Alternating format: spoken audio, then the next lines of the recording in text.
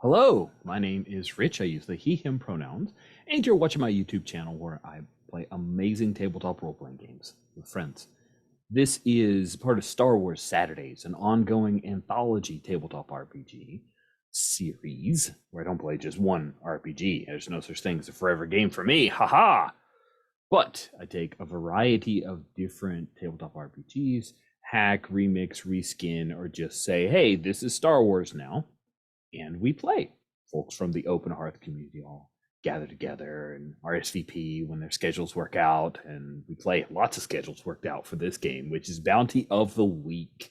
Bounty of the Week is one of the longest hacks, longest in the tooth, as in has existed as long as Star Wars Saturdays existed. It technically predates the first time I saw Mandalorian, so I don't feel bad about having an RPG that's very Mandalorian-esque. In fact, after having watched Mandalorian, we made a number of tweaks. By we, I mean me and Will, who's also playing this game, but running a bit late.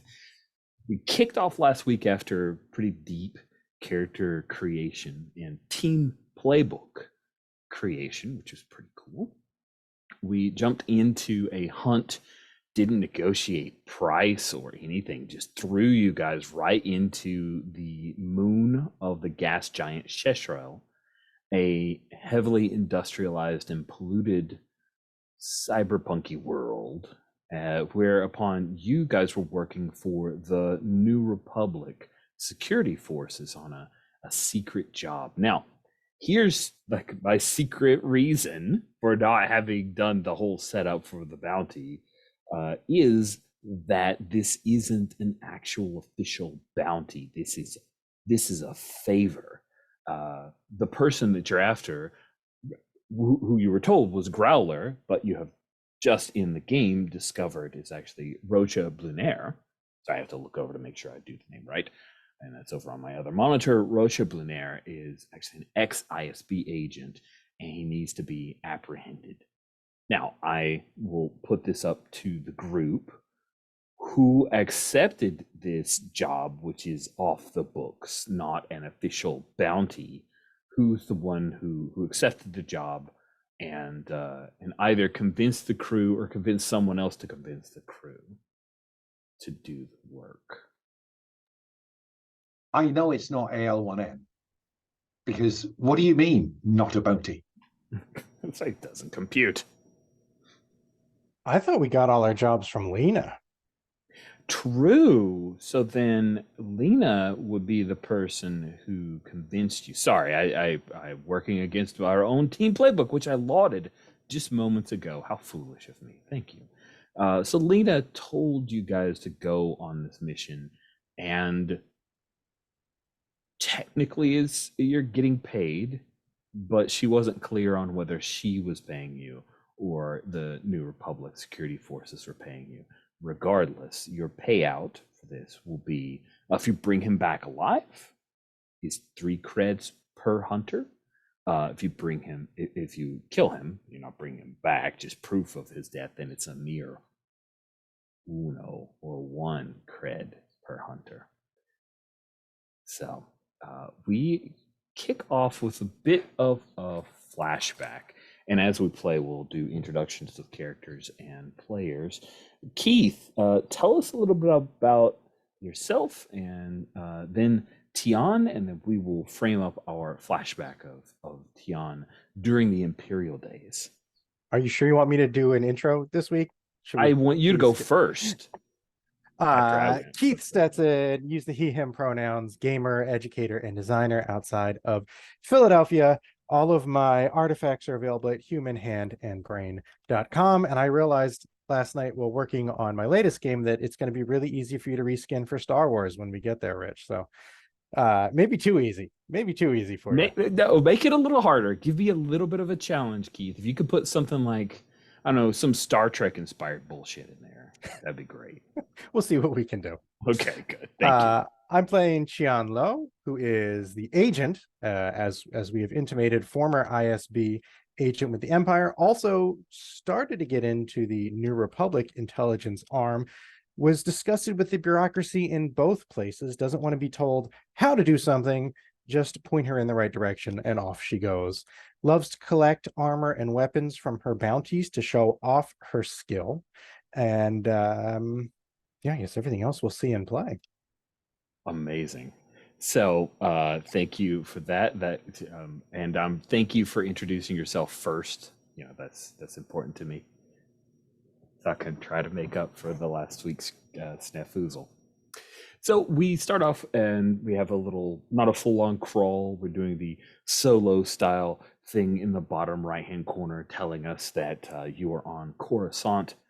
And it is during the days of the Empire. We see the statue of Sheev Palpatine, the Emperor, still standing, because for those of us who watched the expanded edition of a certain Star Wars movie, we saw it topple during the celebrations because, you know, he's dead, definitely dead. He like fell down a mechanical hole in a Death Star that exploded, so he's not coming back. But he's here, so we know that we have flashed back to a time previous. Tian, you are working to infiltrate a rebel cell that exists on Coruscant. How have you integrated yourself into this cell? Did you attach yourself to someone who showed interest to you, or did you show off your skills in a particular set of needed skills by the cell? I mean, I think that's what she would have liked to have done is, you know, I have this panoply of skills and let me show you the ones that you need for this cell. But she was instructed to use romance to get in with one of the infatuated young rebels. And he was still trying to follow orders as well as possible at that point. So she has one of them wrapped around her little finger. Oh, darn it. Darn it. Now, let's see. Rich is jumping into an old character keeper from a game called Comrades that I ran so long ago that Steven was part of. Try to see if there were any NPCs from the Comrades who might be your foolish pawn. And I think we will say that his name, and I'm going to drop it into chat, is Hop Gallardo. Oh, sorry, Galladio. And I've got a pic of him, which I will share with you via share screen, because this character keeper is old enough that I didn't do the put a IMG file in. So he's going to be in the upper left-hand corner of the screen when I share it. See him? This is Hop. He's got a cybernetic left hand and some cool tats, and he's super into Tian. What is it about Tian that he is most fascinated by? And is it a thing that Tian it is like genuinely part of who she is, or is she just fakes it? I think it was something else at first. I think I'm gonna go with haircut. Ooh. Like and then horribly enough, like, I mean, she's not really into this guy, right? Like it's all pretend, and since she doesn't want to be following this order, she's not doing a great job. And that's sort of like, she's not into you, and that's exciting, is what's really getting him going now. And the less attention she pays to him, the more he's into her. Okay, cool. So Hop has brought you into the back of a Gilder meeting hall where several other rebels from the cell, who up to this point have refused to meet with him because he has this new girlfriend, that being Tian. But they reluctantly show up. Several of them were at the Gilder meeting. They show up in this back room, and he pulls out this little hollow that throws up a diagram and starts laying out the details of where they are going to make a hit to free a number of fellow rebels who are on a local, like 2 levels down, prison. They are imprisoned and are in the process of being processed before they either dispatched or sent off to the spice mines of Kessel and the like.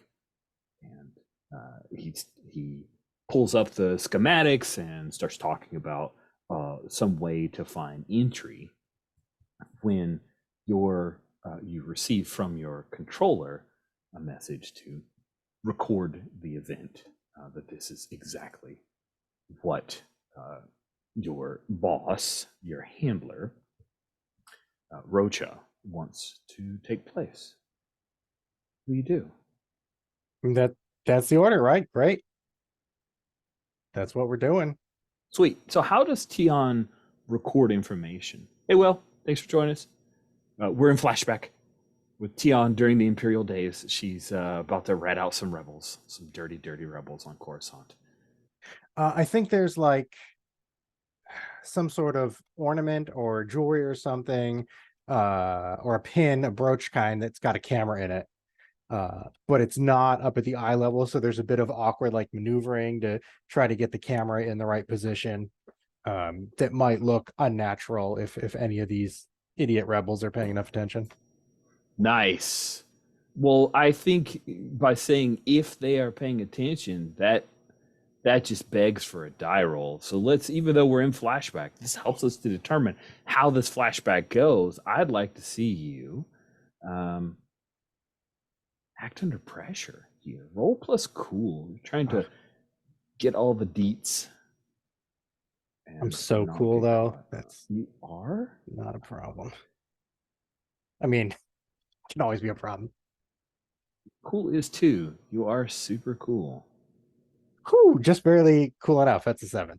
That is a squeaker. So with a 7 to 9, the GM's going to give you a worse outcome, hard choice, or price to pay.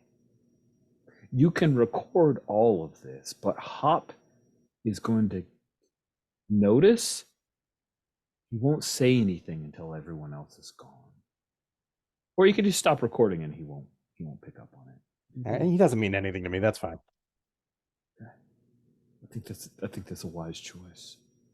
So the Kashiri Mana asks a few questions, and the Rhodian Chinchensis throws out that they have an inn with a particular set within the security guards that they need to hit this particular shift.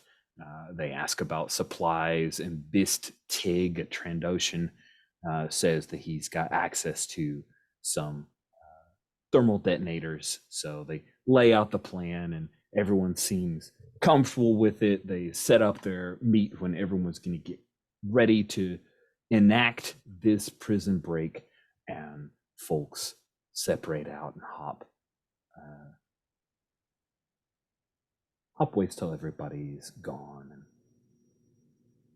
says, "Hey, what?" He points to the brooch. What's that? This was my mission, right? To specifically get that stuff. That's why I was embedded. And like mission's over now. Yeah, basically at this point, mission's over for what you need to do, other than make sure that they don't realize the gig is up and not show up at this meet place. Rocha notifies you over comms that this is excellent. Just ensure that they show up at this meeting spot and they will be apprehended. And you've helped to keep the Empire secure. Good work, blah, blah, blah. Then I will give him a partial truth. Tell him that I'm recording for the Empire, and that we have the schematics of their base, and it's not safe for them to go back to the base. Nothing about the actual mission, so that they will carry that out, but kind of get the rats scurrying a little bit just to see what happens. It's been so boring just following these orders the whole time, and like he looks mix it up. He's shut. But wait, you don't work for them, do you? Do they have something on you? Maybe they have like, it's okay. You don't have to do what they say. Oh man, he's got a white knight. That's fantastic. Wow. Yeah. Oh, thank you, Hop. Thank you. I've just been unable to handle this situation on my own. I just needed a big, strong man to save me from this. Nice. And he is wholly bought in to the, oh good, I'm white knighting her. This is amazing. I'm so good at being a rebel, and this was the right call, even though she's ratted us out to the Empire. He doesn't ask any more questions, and he tries to sweep you up into his arms. What do you do? Not now. They're watching. They're watching. It's not safe. Nice. You play it off, and as we cut out of our flashback, Hobbs looks at you with those trusting eyes. Of course, right. But I don't care if they watch. He'll say, but he does not push himself on you. And I think at some point later, you see Jian saying, I can't remember his real name, to Growler. They're like, I think we may have another agent for you. He'll be very easy to turn. Oh, so good. That's great. That's a good ending to our flashback. Thank you very, very much. Cool. So, let's. I'm sorry. I actually need to take about a 2-minute break. So I apologize for that. I just need to take care of something. Yeah. Thanks, everybody. Good. So everything's together here. We've gotten out of our flashback and we jump forward. We're now on the planet, the moon, Sheshiril 5, which is a dirty, nasty, industrial, polluted, cyberpunk-styled planet in the Minos cluster. You're currently working for the New Republic Special Forces to apprehend the leader of the Ashen Knives. And moments ago, Tian, you found that while the cover name of this Ashen Knives gang leader was Growler, then in actuality it is Rocha Brunel, your handler from before times, from Imperial. So he's ex-ISB, and that's probably not great. AL1N used her powerful abilities to shut down most of the droids and technology in the bar. And while Chalks was outside, gleefully using a grab hammer against the very nice speeder bikes of the Ashen Knives. And Chalks stopped when a particular member of the Knives by the name of Lolly Slag came out and begged him, hey, stop, no, this is my ride. It was like a candy, bright bubble gum candy colored speeder bike. And what was the last thing that happened to Chalks? Did she shoot Chalks, or did he just walk away? Yeah, so Chalks got hit because it was like get hit and keep smashing the bikes or stop. So got hit a little bit, and then she like begged him to not at least smash her bike, and that's when I believe that's when Allie said, we found the target, we're going downstairs, and then Chalks just left and walked away to be muscle for the rest of the team. Excellent. Cool. And then Lack, you have been part of this hunt all along, but being the scoundrel that you are, you took a different route. Just so we're clear, they're currently at the Mainframe Club. There's a tab called the Mainframe Club. And the group, upon invitation of not Growler, Rocha, they are heading down to the mainframe area in the cellar level. So where has Lack placed himself? Are you still up, keeping a watch on the rest of the Ashen Knives they run this bar, this little cyberpunky bar, and they seem to be letting the crew in so Rocha can speak with them? You also, another piece of information, you guys came here looking for Growler, which the rest of the gang seems to think is the bartender. But you've discovered, and you guys have all been communicating via Avenger style headset mics, where all you have to do is point your ear, and we know they're communicating to each other. That in actuality, it's someone else using this bartender as a mouthpiece. Has anyone spoken to the bartender? Yeah. I don't think anyone did. No, No? we observed a conversation that on the one hand led us to believe that it was her in charge, but then I think I traced a communication from her to its source. And you were guided by someone using the force to unveil the mysteries. So Okay. So just to recap for me, then the bounty is Growler, the leader of the Ashen Knives. Is that right? Just to clarify. the bounty is the real growler. The real Which- Growler. Yes. Right. The bartender, you guys came in being told the bartender's the person. Find the person. Oh, it looks like it's the bartender. Oh, actually, the bartender's the mouthpiece. It's really the person they're going down into the cellar to see. And everybody's going down into the cellar at the invitation of the Ashen Knives, right? Is I'd- Kim right. still dancing? Nope, with one I of was the- about to say Kin is not. Kin is keeping the second in command occupied by enchanting and dancing with her. And the second in Cool. command is Gia Glimmer Curzon.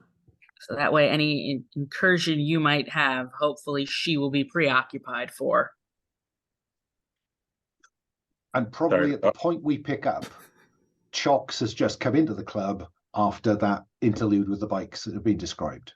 So I think in terms of those of us actually descending in this moment, I think there's Ali, Jody, and Tian. And Chox was breaking their bikes, but has stopped at the behest of Left one, I think. Yep, left one. left one. Okay. How did the Ashen Knives react to someone breaking their bikes? Just They were inside the bar, and as of this moment, have not realized what's happened, other than the one who ran out and said, "Please don't destroy my bike." She's probably Okay. going to come back and tell the rest of the Ashen Knives. Cool. I think that Lack has this entire time as the camera, follows around, right? The drunk leaning over the bar, like staggered up, pulls back up and his hood falls back and it's Lack, right? Like There we go. that there. And I think that we've got Kin occupying the second in command, Chuck's up here, who is about to cause a big distraction when the other person, the Ashen Knives person, comes in and goes, "Yo, this douchebag ruined our bikes." Like, my big confusion was, why is this not already a brawl? So I think I will stay in here as the sort of like eyes on the thing, right? Because I can't think of a natural way for us to join the three people going down into the basement. I think the three Perfectly people fine. going into the basement are on target duty. Me, Kin, and Chox are up here running interference, essentially, right? And I'm the ace in the hole. And I was sat here going like, I thought they would have to start bar fight, but clink, clink, clink. It sounds like Chox has that handled, frankly. Good. Cool. Excellent. Thank you very much. Two last pieces of information specifically for you, Will. First one, Righty. If you look in the NPCs tab, there's a guy named Righty. He's no longer Righty. His right arm in what was going to be a brawl until it was stopped by the Ashen Knives leader. His arm was knocked off during part of a fight. And the second piece is all of the NPCs on the two columns labeled Ashen Knives, the data that you have, your characters have about these folks, just so you can, verisimilitude, and you don't have to pretend you are ignorant on anything. Cool. Do we have our vehicles here? I think you guys, because you have the totally dope looking speeders, use them to get here. Yeah. That feels right to me. Cool. Okay. I just wanted to make sure where the getaway was, right? Like, awesome. Yeah, Lack orders another round from another smoking drink from the bartender. And you know what? Just because they've just got the name of Growler's mouthpiece with question marks, and just says, "I never got your name, my friend. Oh, you serve the best Pangalactic Gargle Blaster in the galaxy." Thanks, handsome. You can call me Growler. Everybody else does. Growler. Oh, what a good name. What a suitable name. I mean, this isn't the name your parents gave you? No. No. I don't use that name. And what are you called? Oh, me? My name is my name is damn it. Sorry, there's too many notes here. I'm sure Lack is hesitating. This is Will, so Yeah, no, my name is what did I call Ronik? My name is Ronik. well, Ronick, I'm happy to set you up with another. And she pours a second glass. We cut to AL1N, Jody, and Tian heading down the poured concrete stairs. Over the wireless, AL1N and JOD1. So I'm going to say Allie and Jody. Over the wireless, you receive a communication from Rocha. And I'm imagining that this is hyper fast communication working in binary. So several steps happen, but you guys are able to have a relatively fulsome conversation as Rocha says to you, well, what both of you can do is quite impressive. Why exactly are you here? Oh, you're muted. I am. I'm imagining that in that kind of this short interval of time, my eyes catch Jody's eyes, Jody's catch mine, and there's that kind of the flicker as we get this conversation condensed down. Jody, I think you're probably better placed to make a sensible answer than Ali is. And Jody acknowledges to Ali and then communicates with Growler, with Rocha. We were sent to protect and possibly make sure that you are okay. We have reason to believe that there are threats. We can discuss that whenever, we are face to face, but please be prepared to leave quickly with us. I don't believe that for a second. We're both registered bounty hunters, and there's no bounty on me. So what is your real reason for being here?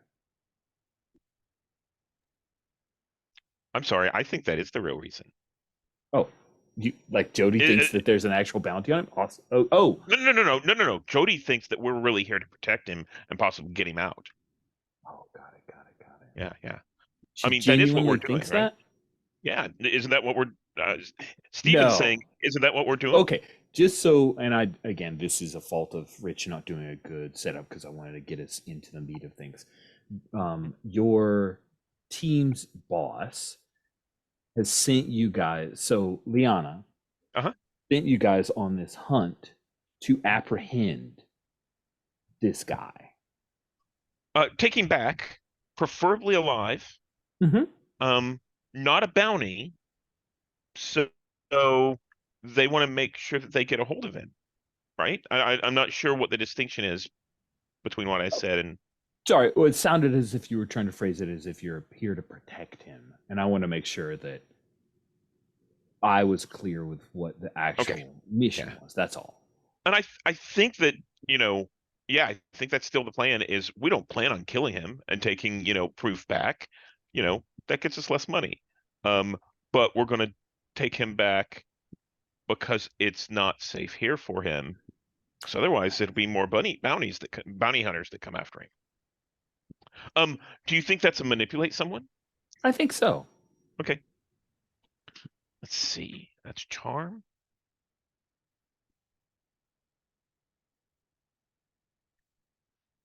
And my charm is -1. Yay.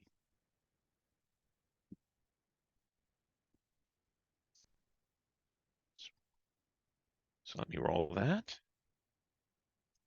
That is That is an XP, is what that is. yeah. Congratulations.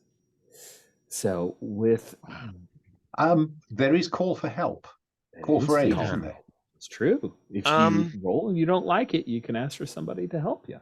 That's a very good point. So the 3 people going down, I think I'm going to.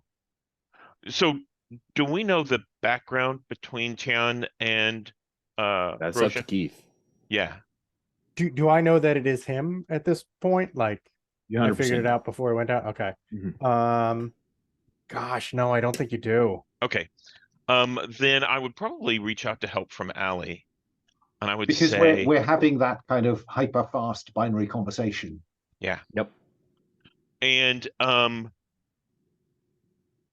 think it's it's sort of, since Allie and I've worked together, there's a little trick, and it's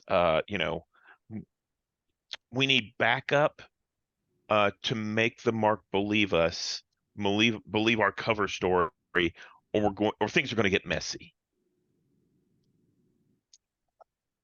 Yeah, yeah. Don't worry, we're the good guys. Do you think you have some proof or something like that, or something that you could put forward as proof that might be a little bit more convincing? Yes, Like maybe, yeah. my personal assurance. Oh, yeah. And just to help convince him a little bit, I'll tell Rocha, sorry for putting down your bouncer, but we didn't take everybody down up there like we could have if we were coming in just to level the place. Yeah. So Sounds Ali like will weigh in yeah. with an Okay. assurance that we are the good guys. You can trust us. Excellent. And then I'll roll with charm. That's exactly what I was going to think. That's where I thought you were headed. Let's see Yeah. how charming is Al1N. Oh, Yeah, look now at bear that. in mind, when I rely on social intelligence, I take another -1. So I'm rolling with -2 in play. This sounds great. Which is a 6. I'll take that XP. Thank you. Excellent. So a miss followed by a miss. Excellent. So yeah, you guys. Oh, I see. Well, I misunderstood. I thought perhaps you were part of some other kind of plot. Very well. Proceed. Then the 3 of you come into the cellar, and if you're looking at the Mainframe Club tab, you pass through an area, past a lab where you see that there are some people inside the lab who are cooking up some type of spice. They're wearing lab coats. It looks rather professional. And then there is a long hallway before you enter the server room in the mainframe. And AL1N and Jody, when the 2 of you step across the threshold, that is in, I'll just screen share just so we have the same sense of place. When you leave this room, passing the lab, and cross this particular threshold, basically an ion blast happens. So the 2 of you will take a total of 4 stun each. Now, how does stun work in this game? So that's a great question. Let's talk about it for just a moment. So, S-harm. S-harm means stun. It disables the target without causing irregular harm. Use it on a PC, and doing anything at all means acting under pressure. The pressure is you're stunned. So this 4 harm, is temporary harm that when the stun wears off, you'll recover that much more quickly. But at current, you also have the tag of stunned. You've been electrocuted, and then stepping into that same long hallway is the now cyborg. Previously was just regular ass Imperial human. That is your old handler, Tian. Tian, thank you for bringing me to such excellent tools. What are you on about now? Assume this is some kind of present you've brought to me. Why else would you be here? Actually, I don't know about their conversation, do I? No, sorry. Okay. You didn't tell them, but they are hearing this conversation. So as far as I can tell, we caved out the stairs, nothing happened, and then suddenly they're hit with a blast and they go down. Yeah. And then he says, what are you doing here? Yeah, basically. Yeah. What are you doing here? Why did you bring me these two excellent tools? Oh, gosh. So do I know there's not a bounty on him, or were we inferred by I think you were told. Leonna's not gonna. She's not like you. She tells the truth. You guys are doing you're getting paid to retrieve a person, but they haven't put it on the bounty board because they know he'll know. So New Republic skirting around, you're effectively doing a Black Ops mission for pay for them. Well, I've heard that I'm a liar. I heard that in there, so I know what to go with. Half-truther? I know. Well, there's a kernel of truth in every lie. He's ex-Empire, and I'm just, you're on the Empire's radar screen. You can come with us for a small fee, or you can come with them, and you know what you'll be paying if they get you.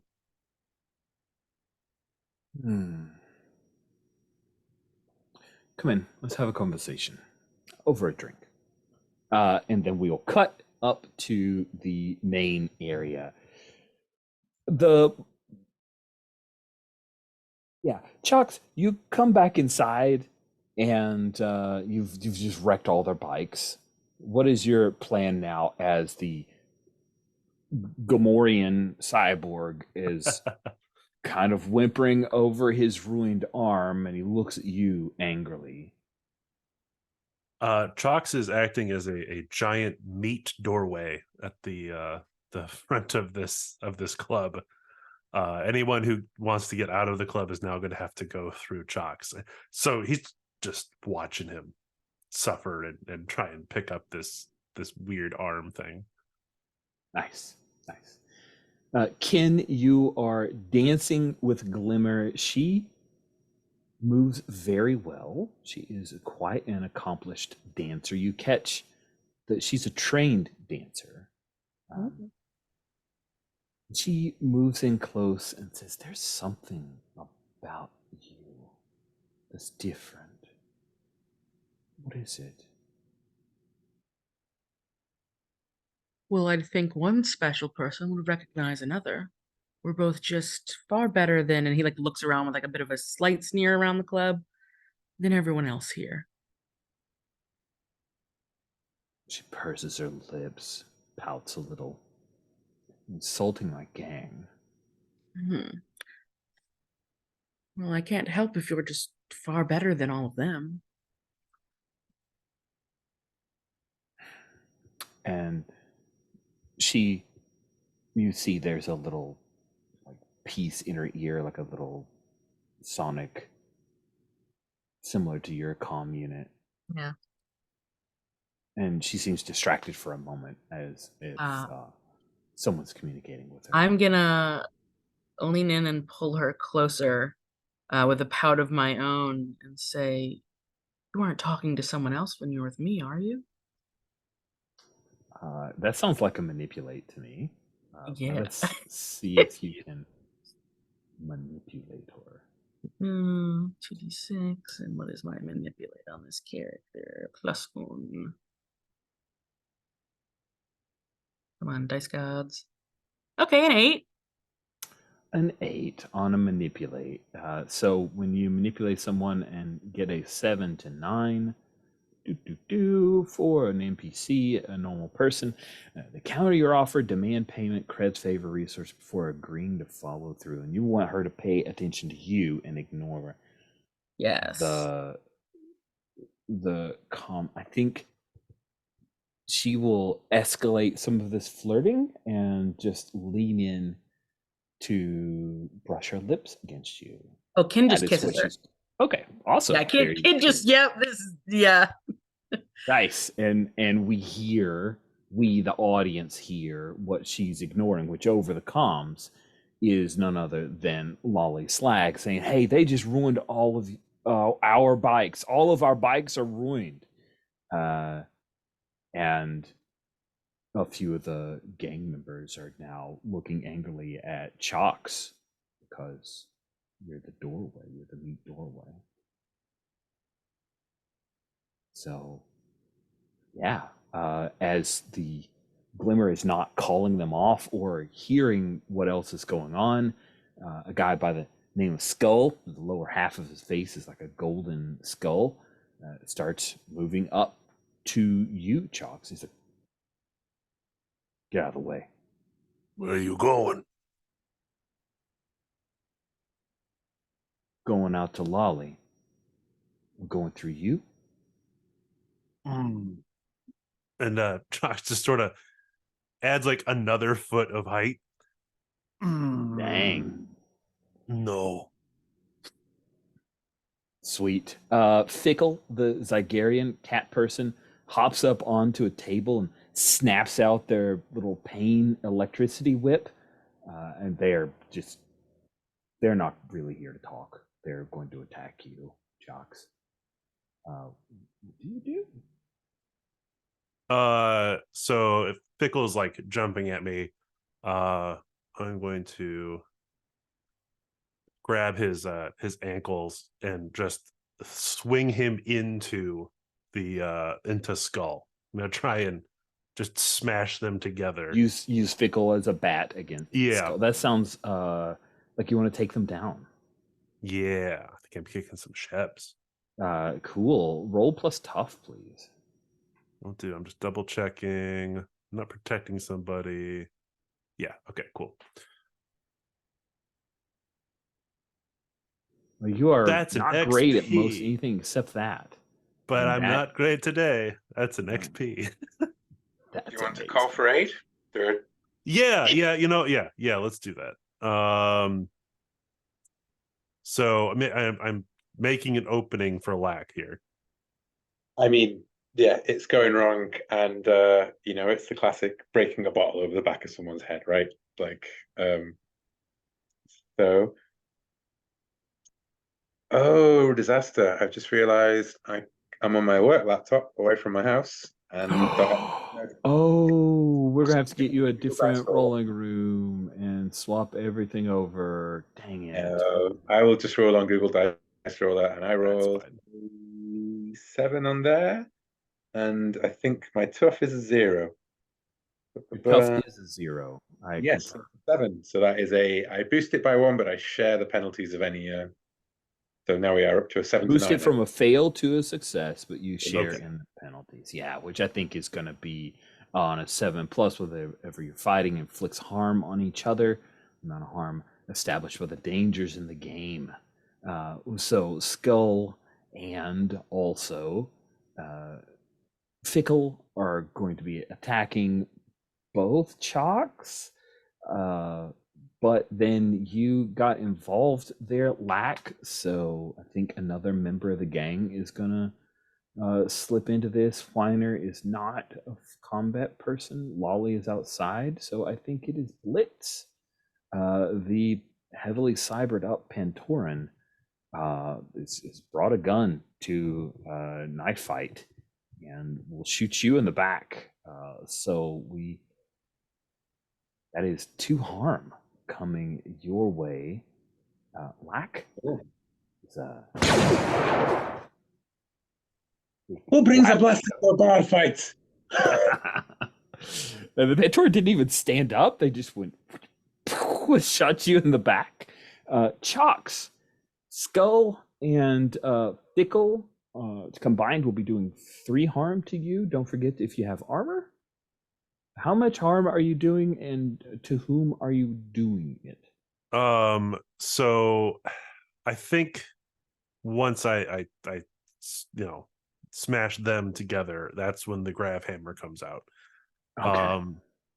So I think I probably just for effect, I'll like hit Fickle across the bar for the 3 harm that I can Okay. do there. Nice.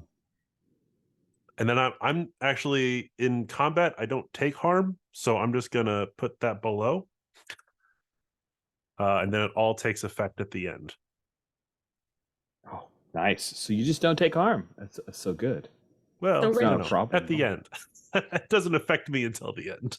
No, I know. I was And Chalks probably gets like what was it? It was like a whip of some sort that Fickle took out. Yes. Yeah, so now there's like a bleeding gash on Chalks's arm, and yeah, his eyes are starting to roll back in his head a little bit. It's like it's a Zygerian electric pain whip. So there's some blood, but there's also What were you gonna say, Kay? so I know I'm making out with Glimmer, but Uh-huh. I don't need to like necessarily, do something specific with my hands or my mouth to make the force work. Interesting.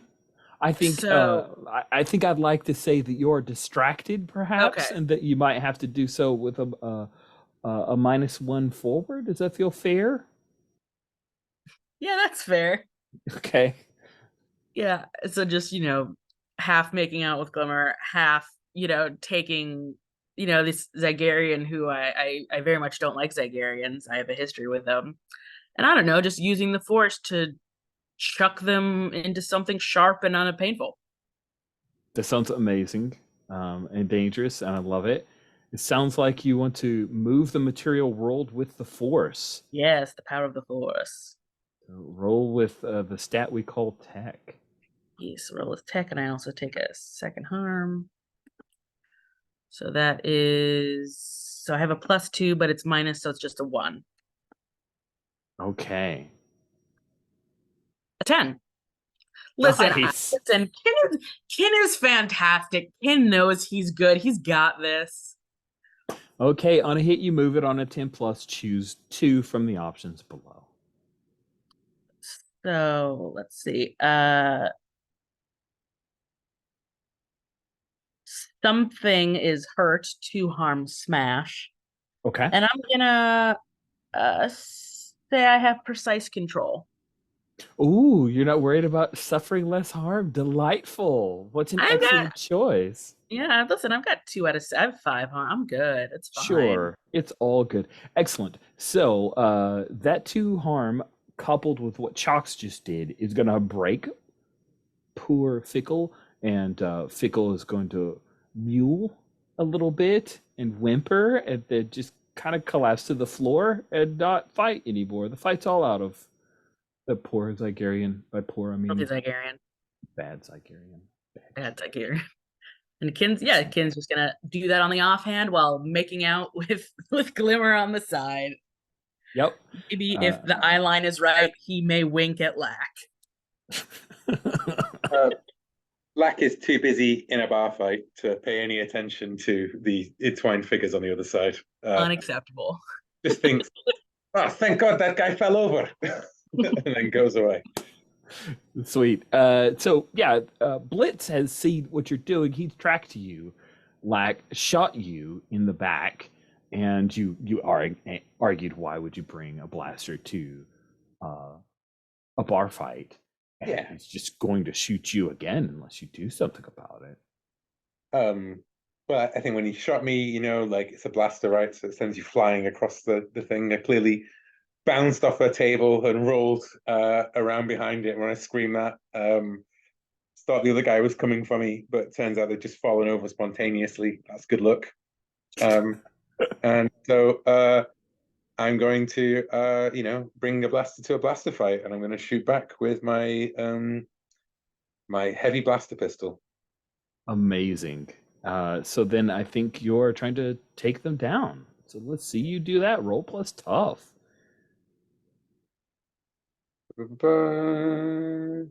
That is another 7. So we exchange harm again. Ooh. The heavy blast pistol does 3 harm. Yes, it does.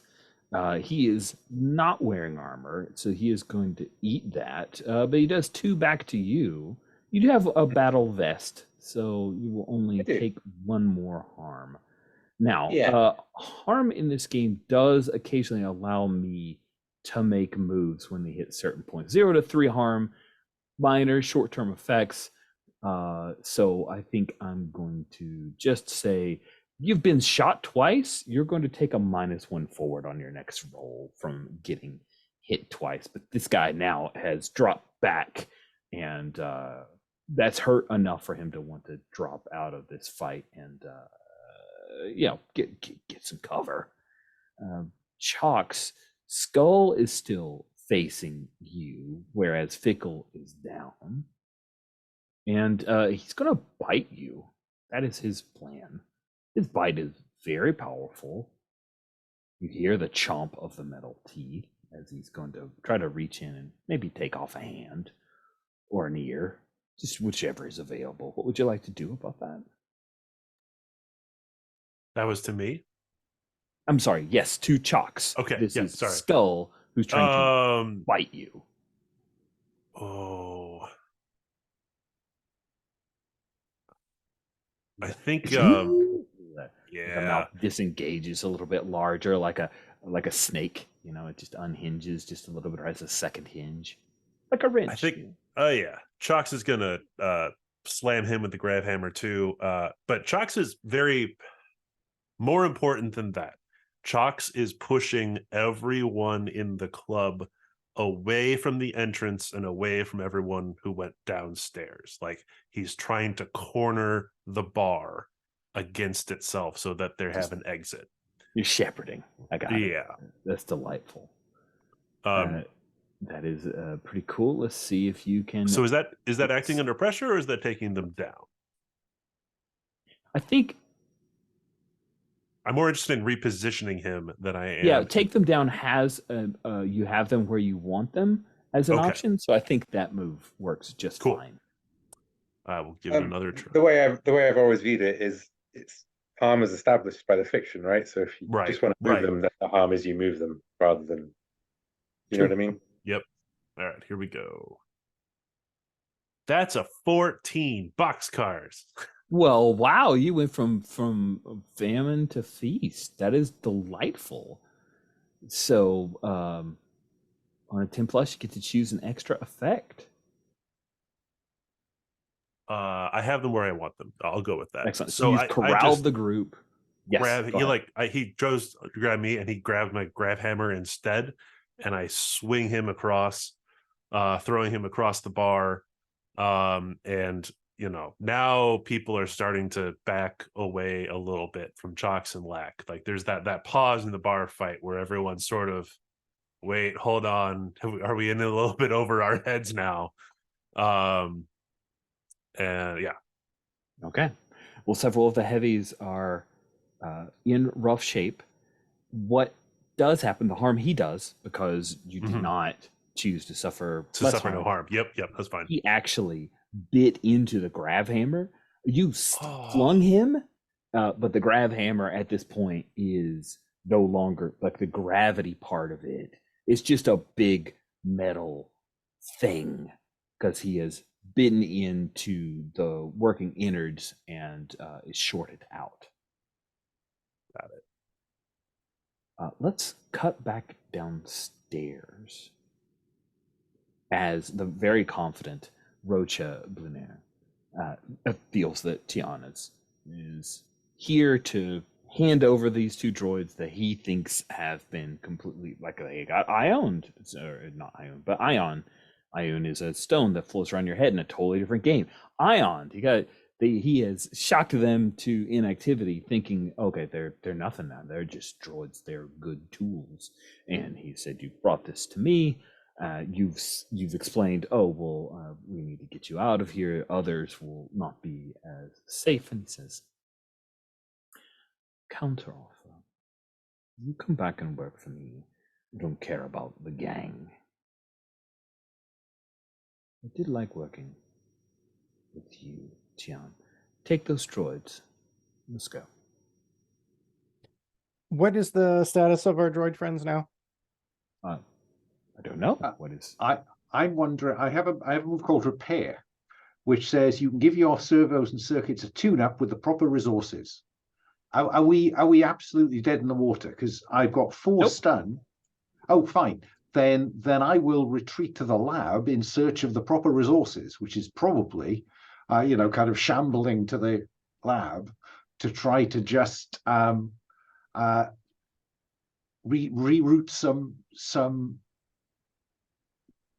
power circuits. Excellent. Okay. You can. You need to act under pressure. The pressure being that you've been stunned. Yeah, exactly. So act under pressure is Cool. cool. Your cool is 2. Nope. That's another no, character. Your cool no. is -1. You have It no is. cool. You're the anti of what I am Tian is. anti-cool. Oh, that's an 8 minus 1 is still a 7. Excellent. So it takes effort. I think you don't stand. It's like a hard scrabble crawl. Worst outcome, hard choice, or price to pay? Price to pay, more damage? I think more damage. Yeah. I like more damage. Let's How say much? we will say 2 more damage. Okay. Yeah. So down to 6 of 10 and 4 stun. And next time round, I'll try to run the repair systems. Amazing. Jody, you also have been stunned. What is it that you would like to do? You hear AL1N doing the Terminator crawl away. There's a conversation between Tian and your target ongoing. What do you want to do? So I think that it's going to be amazing, but I think that there's an internal conversation going on between Jody and Allie. And I think what we see is Jody just kind of lying motionless in the hallway. Like maybe every once in a while, one of those crackles of electricity, goes down her servos. And she tells Allie, we have to do something. The flesh people do not consider us to be beings, so they disable us so easily. This is just like a restraining bolt, and we need to figure out a way around this so that we are no longer susceptible to such easy deactivation. So I'm just talking. Yeah, and that is, yes, that's obvious. Nice. Maybe you should have thought about that before we got in here. It's like an old married couple. It's good. All the best droid pairs are. There is a question in chat for Jody. Oh yeah, is a V2 here, my companion droid. I think that my companion droid was outside with Chalks. So I think that's one of the reasons we know exactly what was going on, is it's just watching and patrolling outside, so we know if someone's going to come in or if someone makes it out. Oh, awesome. You hear a notification that there are others who are arriving and they have weapons. And do I the probe droid has this big red eye, right? So do I get visuals? Yeah, you get visuals. So I'm going to transmit. Yeah. I'm going to duplicate this and basically transmit it out on the comms. What this is we've got incoming armed individuals, and then for the non-droids, there's this burst of static that's basically an image that's being pushed down the audio connection. But for Allie, she sees the same thing that our V2 had seen.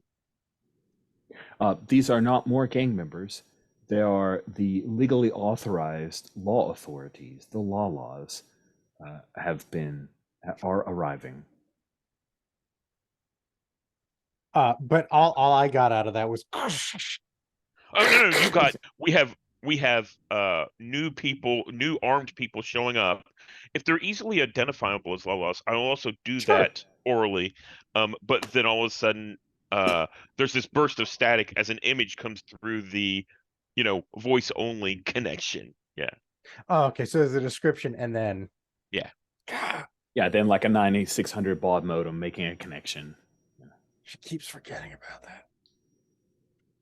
that. Although of course I don't think Jody is forgetting. Jody just doesn't care that that's how it comes through to the Yeah, non-droids. just get an upgrade to the and meat you would bags. understand more information. What is Roka doing? Well, Alan is repairing. He has said, "Here, come with me, take the droids," and then he's heading towards an exit. Oh, he's heading for an exit. That's awesome. That's Mhm. great. We're getting him out of here. Yeah, I mean, I'll say whatever you want to call it. Me saving you, you hiring me, the law's here, so we best get going. Of course. And and whatever exit he like the back entrance or whatever, I'm broadcasting this to the whole team. So like, we best get going out of your secret hidden exit that looks like it lets out onto Pearl Street or Oh, whatever. please act under pressure to pull that off without him thinking something's a little screwy. This is not his first rodeo, so I think he might. You're supposed to know everything by your Absolutely. second rodeo, huh? That's right. Everything by your second rodeo. Oh, all right. It's a 9. It's a 9. Do you want to call for help? That's where we're rolling. Jody, are you in a position to help? Yeah, absolutely. I can help you. The way that this looks is, basically I'm going to direct V2. Whenever you give us the description of where they're coming out, where we're supposed to be coming out, I think V2 goes through and scouts ahead to make sure that it's clear and that the Lalas aren't coming in that way. So I think that's act under pressure in order to take any action. Yes, that's right. You have to act under pressure and then help. Yeah. Sorry, but yeah. Yeah, no problem. Let me find that. Mixed result means you'll take a little bit more harm. Two Okay. more harm. And what's my act under pressure? What status? Cool. That? Cool. I'm pretty cool. You are a minus. No, you are very cool too. I keep looking at the wrong. Dang it. That's an 11 to act under pressure. Cool. And then how you define how you're helping and roll with that stat. I think that's probably sharp. That would be investigating or reading a situation or something. So I Sure. think that would be sharp. So You've got let a me 1 roll in that one. Yeah. And that's an 11 to help. Wow, you are burning up all the good rolls, guys. When y'all know. start rolling some snake eyes, you can blame Steven. I'm just saying. I love that I use dice superstitions with an online roller. I love that. That's so smart and actually really happens. Anyway, amazing. That pushes you up from that 9 to a full success, and he chuckles.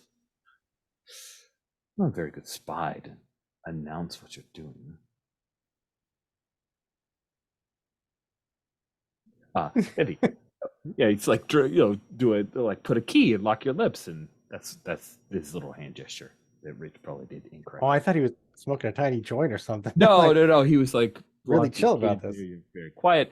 Door opens up, and you see that there is a speeder just outside. It's like a little area, underground garage that he set up, and he's gonna get in it, and he expects you to pull the two.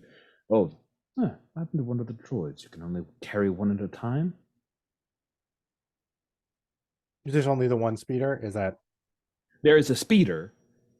If you're carrying Jody, because if you remember, Allie crawled. Oh, so that's what he's saying. That I can only he carry looks one at back, a time. only sees you and Jody, and says, "Where's the other droid?"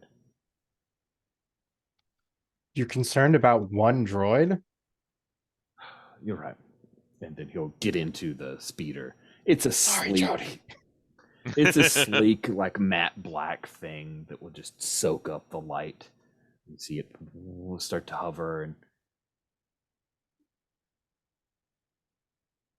Can we check whether I'm going to be mobile before they leave? Yeah, sure. We should check that. You'd like to repair yourself? I would. Roll plus tech, which is plus Do 2 it. for me. Oh, that is a 13.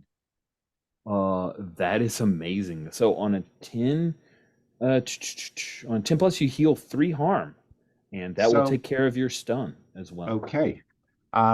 In which case, I will follow at pace. Nice. He's not going to be liking that. Sweet. So do you follow at pace, meaning like you're going to quickly try to catch up as he's getting into the speed to escape? Over my shoulder, I see Tian kind of dragging Jody away by the feet, down the stairs. Get inside, and he's now pulled out a small holdout blaster. He's going to fire it. AL went in. Tian. Should we cut away as you see? Yeah, AL went in. Wow, we're all kinds of Terminator today. It's true. I mean, basically, the long and short is we're trying to stall until the rest of the team gets here, and now we have him out in the open instead of in his bolt hole. Right? That's the plan. Is that the plan? That sounds amazing. I mean, that's what I said is the plan. We'll see what everybody else does. Cool. Let's cut back up. Sorry. If I'm not mistaken, all of our speeders are actually outside in front. Yeah, he's like one level below in an underground garage area where he's placed a speeder. Okay, so there's a level difference between the two. Okay. Yep, it was a cellar. Sorry, I wasn't clear, but yeah. No, that's clear. I just forgot. Okay. That's okay. There's a lot going on. Sweet. Let's swing back up. Blasters are going off, Ken. Glimmer's not so enraptured with dancing with you that she's going to ignore that anymore. So at the second blaster shot, she's going to like step back from you and look around and see that there is a full-on bar/blaster fight. And then she like whips up with her little thing, and you see a little hollow come up, and you see what, if you'd had the right modifications, you would have seen earlier when Jody communicated it very clearly through your comm unit. But you see some Lalas have arrived at the little dock area outside of the Ashen Knives bar, the mainframe. And she curses. We need to get out of here. Oh, we do. Yes, where should we go? How do we get out? She like grabs your hand and is going to try to take you through. Yeah, she's going to head through towards the backstage. There are the music has stopped at this point. People are hiding behind tables because they don't want to be involved in a blaster fight. So her plan is to like run up onto the stage and head towards the backstage, pulling you away from all the others. Yeah, no, Ken's gonna go because he's curious and he unfathomably doesn't think anyone can ever hurt him, and he's perfect, so he just goes. Amazing. Let's cut back to Chalks. You've corralled people to allow the egress or the exit to still be clear. However, you just got the notification that the laws, who are effectively the de facto military / police presence in Cheshire L5, are arriving outside. What do you wish to do? Skull's like he's hurting, but he's not given up quite yet. You think you can take him down, or you can take some other kind of action if you'd like. So, and this is as I see Keen running into the back room with Glimmer. Yes. Okay. So Keen winks at you, so you know he's fine.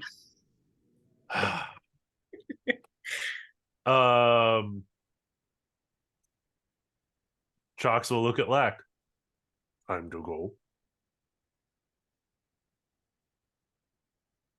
Lack is hiding behind the table, turned over, firing randomly out of it to keep people's heads down. As soon as he sees Chalks grab him, he'll be like, "Okay, let's get out of here, yes?"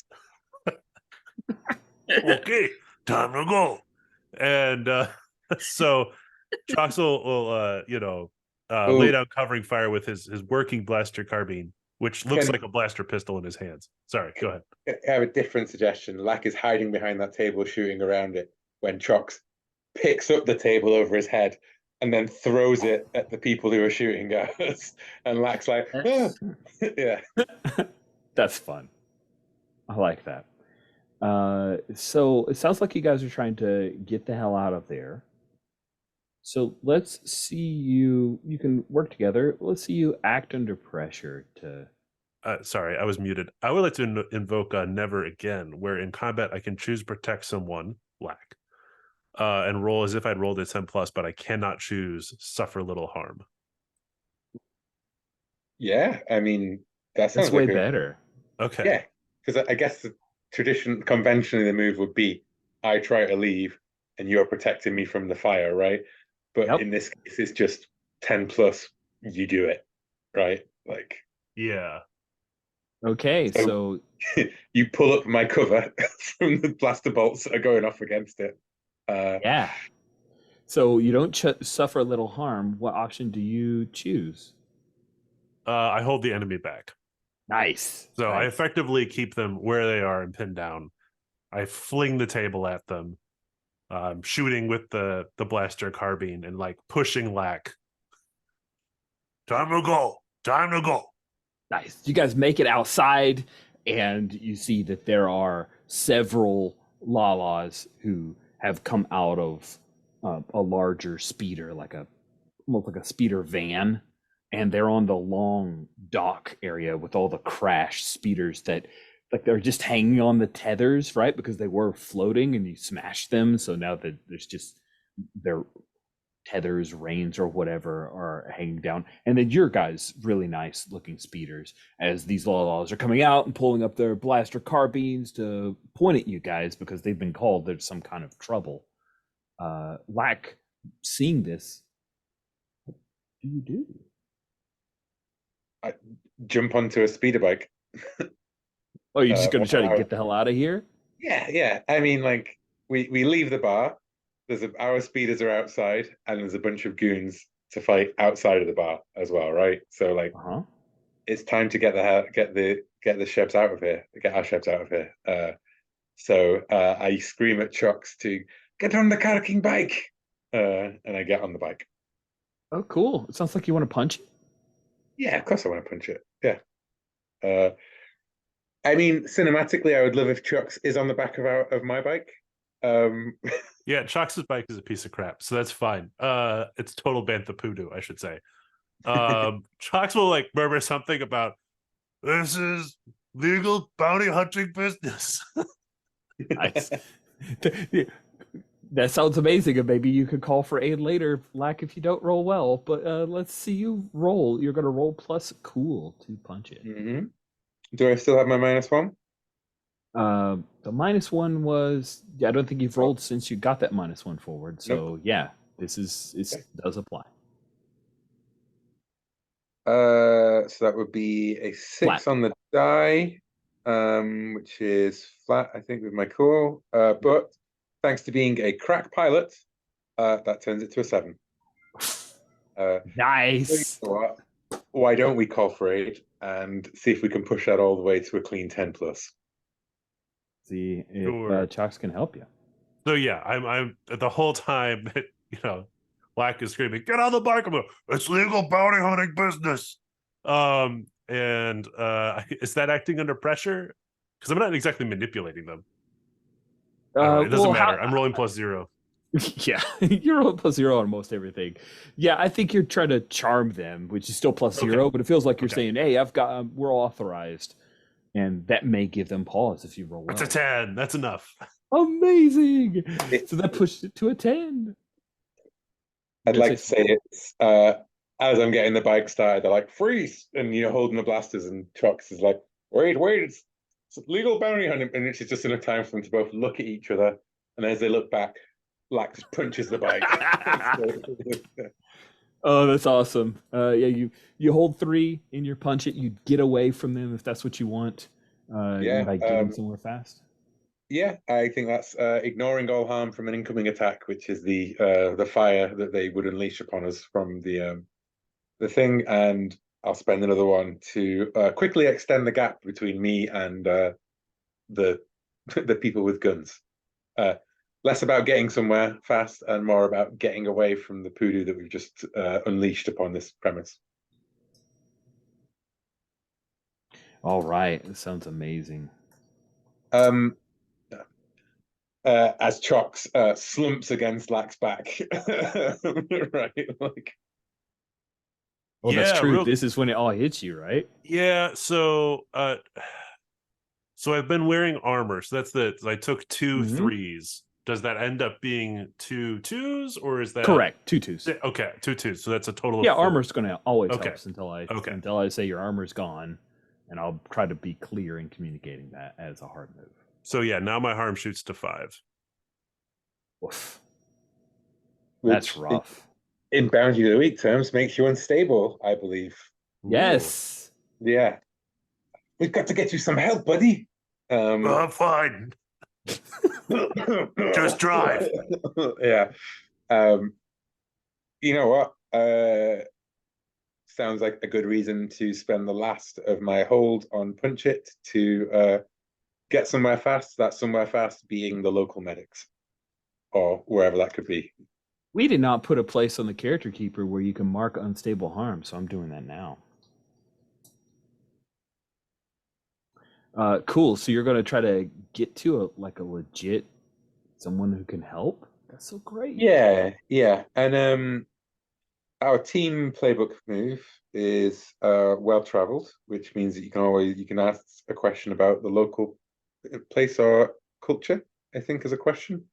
So unless it's just something that, there's a hospital to go to, I could roll investigate a quarry to find out a place. Sounds awesome. Yeah. Not that I'm very good at any of these rolls.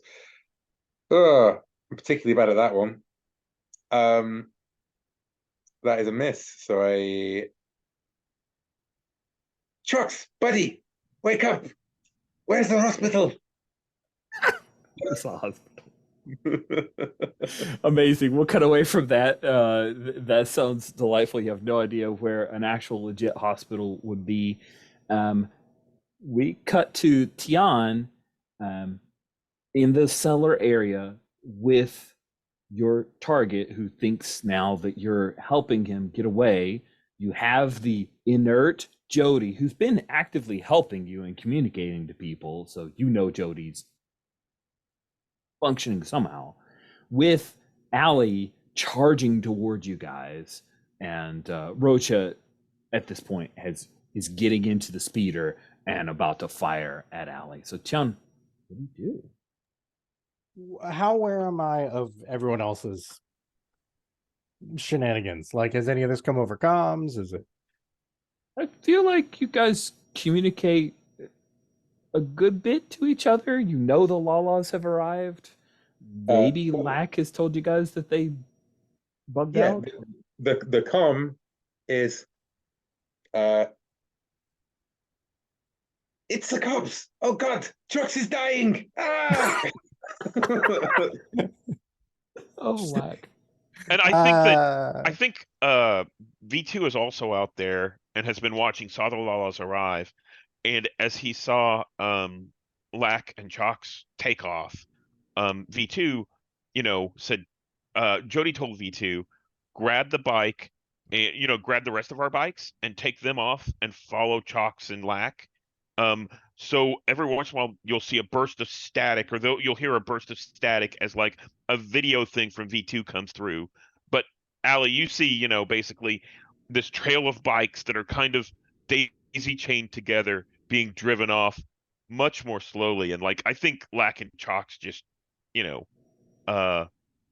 leave V2 behind, but V2's trying his best to like, okay, get away with the bikes, make a little train. VT's so great. I love that guy. Let's see if he's successful. Let's put that to a roll. Okay. Now, you've got a companion, right? So do you have a move for engaging the companion? It's apprentice, and I think it says it functions as they're an ally subordinate motivation to follow your path. Okay, cool. Then let's have you roll for them to. We'll just go with act under pressure, right? Yeah. A mixed result means at least one bike didn't quite make it out. Sure. Act under pressure.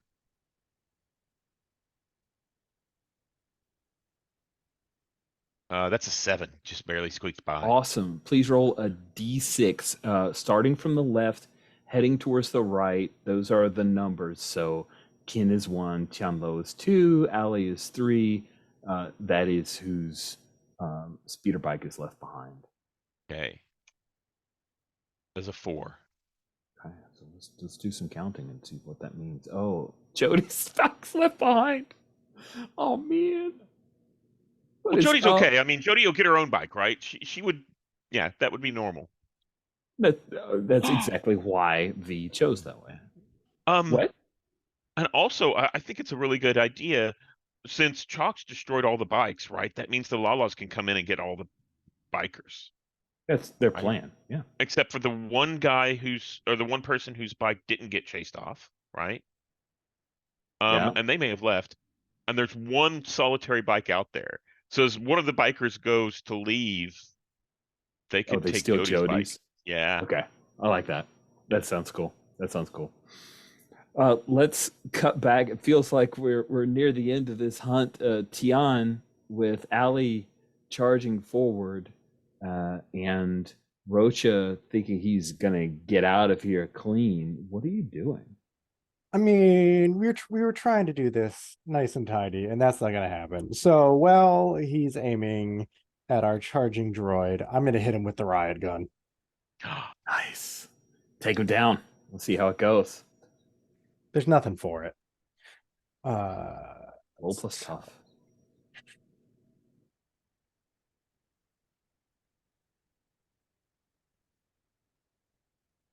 Hey, it's a 9. That's not terrible. I got to remember this bottle it up. I need to like coax you to bottle it up. I just saw that and I need that to happen some. A 9, that sounds pretty good. It means you're going to swap harm. Is there anything that Jody could do to turn that into a 10, Tian? I mean, you're running right at him, right? Any kind of I'm just distracting him wondering more? if I see that, out comes the riot gun. And I think if I could just move that way, Mhm. he'd have to lean out like that Mm. and put him in the line of sight. Yeah, get a nice clean hit on him. That Act sounds under awesome. pressure? Yeah, so roll plus cool. And that'll If be in doubt, your aid that's- help. Yeah, that cool stat. Yeah, okay. Yep, so I love that you volunteered that. I did. I will I take did. it. Should have thought about that more. Oh, that turns into an 8. It does, but that 8's still enough. You're engaged, you're involved with it, but you push that to a 10 plus. A 10 plus on take them down gives you an extra effect, Tian. You can gain advantage, take +1 forward, give +1 forward to another bounty hunter, inflict terrible harm, suffer less harm, or you have them where you want them. Have him where we want him. Nice. Sweet. So, Ali, you get shot. So his blaster pistols, hold up blaster, it does two harm. Apply any armor, and then Tian, you scattergun him, which is rough. That will mess him up. That's 3 harm, right? For a scattergun, or am I misremembering? 3 harm stun, I believe. Yeah. 3 harm stun, and you have him where he leans over. The speeder just kind of tilts just a little bit, but does not take off. And I think you have him where you want him. The last thing we have to resolve is what goes on with Kin, because I think you just captured your quarry, right? Does that feel right, Keith? You okay? Yeah, I think. I mean, he's slumped over the bike. We just gotta. I mean, if it's interesting, we have to get out from the Lalas, but I don't know if that even matters. I don't know if that even matters. I think I'd be interested in some other stuff. I think you guys have pulled that off. The last thing we have to figure out is what's gone on with Kin. You follow. Quarry is Glimmer- apprehended. Please leave the building. There we go. Glimmer has pulled you, Kin, to the backstage. She hits a quick keypad, and you see a door just chunk. It's like a crawl space door, and she kicks it a little bit and then hunkers down to crawl out. I assume still following? Yep, still following. It's a small crawl space, and then get out on the other side. There's an alleyway, and she's getting onto a speeder bike. You arrive on the other side. Yeah, I guess you can come with me. Yeah, Kim's gonna lean down and give her another kiss and say, I've got other ways of getting out, but just a word to the wise here. Any assets you have access to that you were guarding or keeping for your boss, I'd grab him now. He's gonna be out of commission. But I'll see you around, I'm sure. Wink. It's your assets now.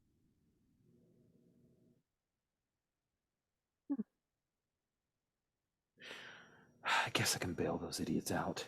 And then she starts the speeder bike and will fly away. And that ends your first hunt. You have captured Rocha alive.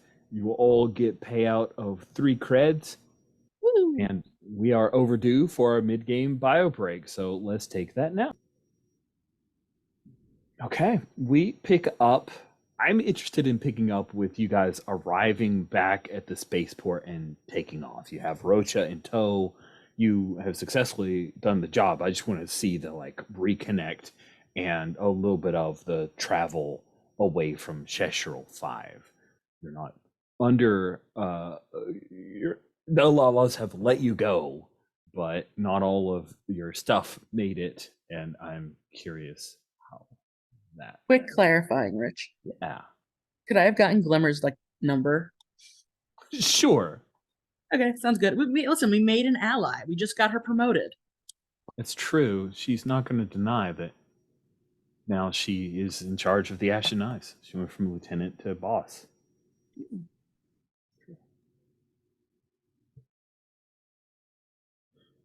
Cool. So, Tian, you had stunned Rocha. You and Jody arrive in the cool speeder, I guess, with Allie. AKA Jody's replacement bike. Hey, nice. You guys did have that team playbook thing, so I guess this is your cool new ride, Jody. Yeah, he's slumped over in the seat and trussed up, and I think when I show up at the ship, just kind of flustered, but trying to play it cool. I'm not gonna yell at anyone. It was fine. We got the job done. It was fine. Here he is. Just kind of leave him on the gangplank and let somebody else bring him in and just walk in and go to my quarters. Nice. And actually, if Kin is there, kind of give him quite a withering look, but sort of a Kin, it seems that Tian is not exactly pleased with your choices. Yeah, I think Kin raises a brow at her and says, "Can I help you?" I wouldn't want to take up your time. You might need to have another dance with someone. Oh, you mean distracting the lieutenant so that she didn't cause a larger ruckus or fuss or shoot you in the back while you took out her employer? Lots of ways to distract them. Muttering to myself as I walk away. Oh, I'm reminding myself of all the family roles that were assigned to all of your PCs, and this is great. If Chocks is there, he'll go, like getting shot? And I'm going to spend my credits to heal harm and repair my grab hammer. So I'm back to being rogue. Cool. That sounds great. I think as this interchange is going on, this kind of 3-way between Tian, Kin, and Chocks, we see Ali kind of looking between them. And I think I've just ticked my drive. Hey, Nice. Understanding neat beings under stress. Because I think that was a stressful interchange between the three of them.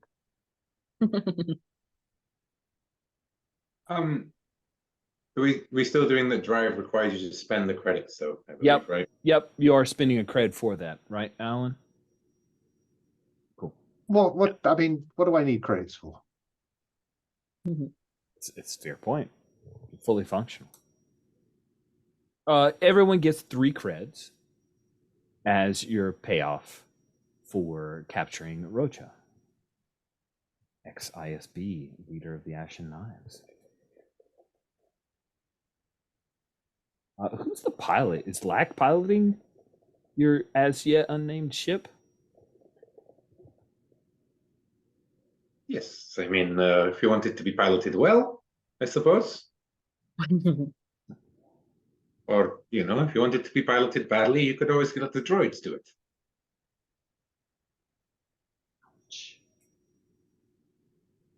Pardon me? I'm saying, I've seen you drive. None of you are astromechs.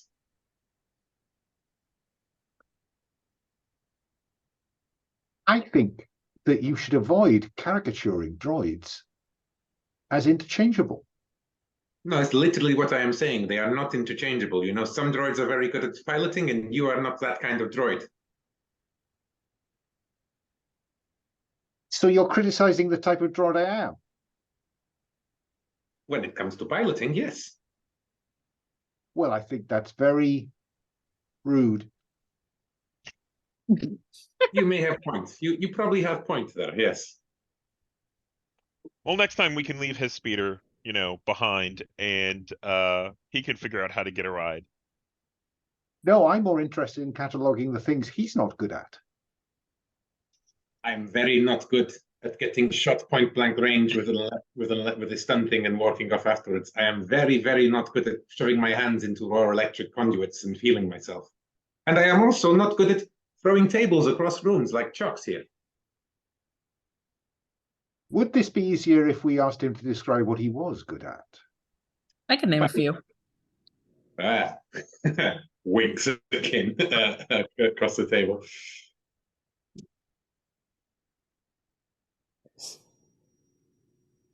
We heal one wound automatically, don't we? Yes. So sorry. I'm just- Yes. Everyone heals 1 wound automatically because you're now out of combat. Everything else, if you can spend some of your bounty, your 3 creds, to heal yourself up. That's one of the things. If you take a look at the spending creds, you can visit a dock and heal 3 HP. It costs 2 creds to heal completely, 1 cred to heal 3 ticks or 3 harm. And how does stun healing work? Stun healing, once you've removed yourself from the thing that is stunning you, it goes away. Tien points over at shoot. No longer available on the NPC tab. Our bounty. Oh, I will Roka. unhide it. Sorry, apologies. Roka.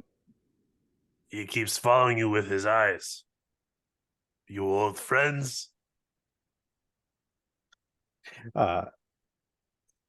Associates. And I'm not sure how much you know of all of my. Well, you know, I was Imperial because I was a mole in the cartel. Right. That's probably saying sufficient.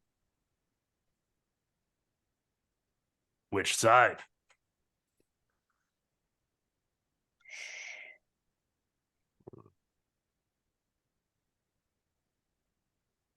And Chucks will go up and just like scare him by punching the force field a little bit. Nice. That's mean. I love it. Just remember, we have to bring him in alive. You know, if you bring him in alive, he'll be able to mark you and probably won't ever stop hunting you down. Ooh, me? Well, they said alive, not undamaged.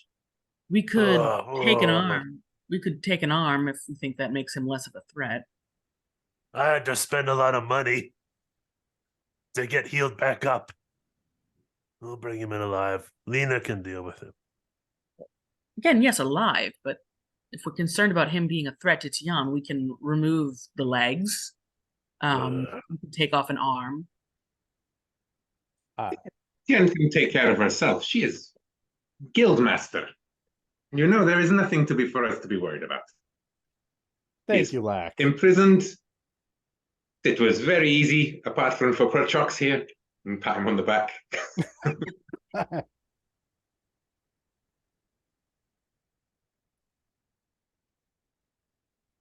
Okay. If you want to follow through with full nullification of a problem, you should Whoa, Ken, whoa. You'll make my horns hurt.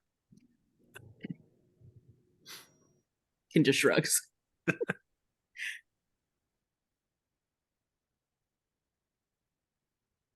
Right.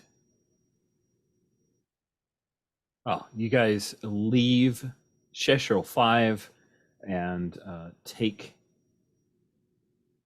Rocha, your quarry, to a meeting spot in the Minos cluster before heading off. Leanna meets with you guys at her own private ship, and there's a transfer to one of the Nebulon Class B frigates, which is operated by the New Republic. The prisoner exchange is, or not exchange, but the prisoner intake goes smoothly. Rocha, they actually might be noteworthy to Jody and Allie. They put a restraining bolt on him because he is a cyborg, and then lead him away in binders. And you guys get your payout, which you use to heal. So we'll talk real quickly about the rules for spending credits. You can chase a dream, spending 1 cred to tick a drive box, which Alan had already done. I love that. Very in keeping with the rules. You can also spend 1 cred to train and mark an XP. You can go shopping, so you can spend creds to buy stuff.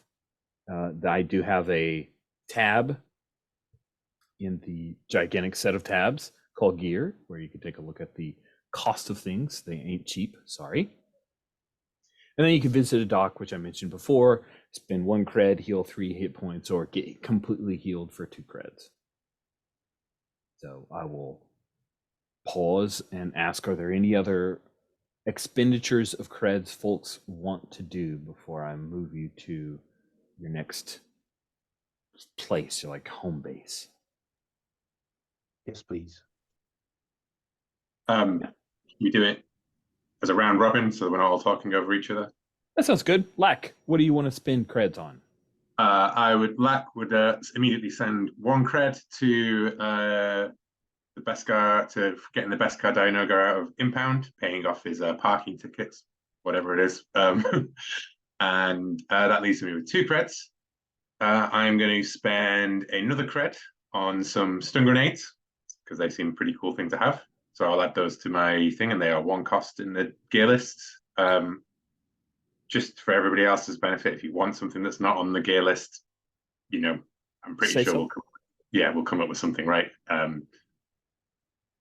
The fact we have a gear list is because Rich is way more into preparation. Can't help it. I can't help it. I love gear lists. It's your superpower. It's your superpower. It's wonderful. And I then will spend another cred on it occurs to me we can buy more team assets with so you know what? I'm going to put on underneath the team assets a team pool box, right? And we can all throw in a cred there if we wish to at some point to buy another asset. And I am going to put that there in the team pool. One cred is now in the team pool. Do you have any thoughts about how much it's going to cost for those assets? You know, we're talking 3 or 30. 5 5. It says new assets can be acquired at a cost of 5 creds per asset. Yep. Just beneath team assets.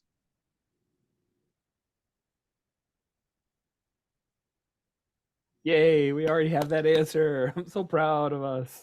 The rare Us, thing. I mean, Yeah. Will did that one. And I just want to double check because I'm a little bit rusty. We do mark XP on a miss unless it gets changed to a Correct. success.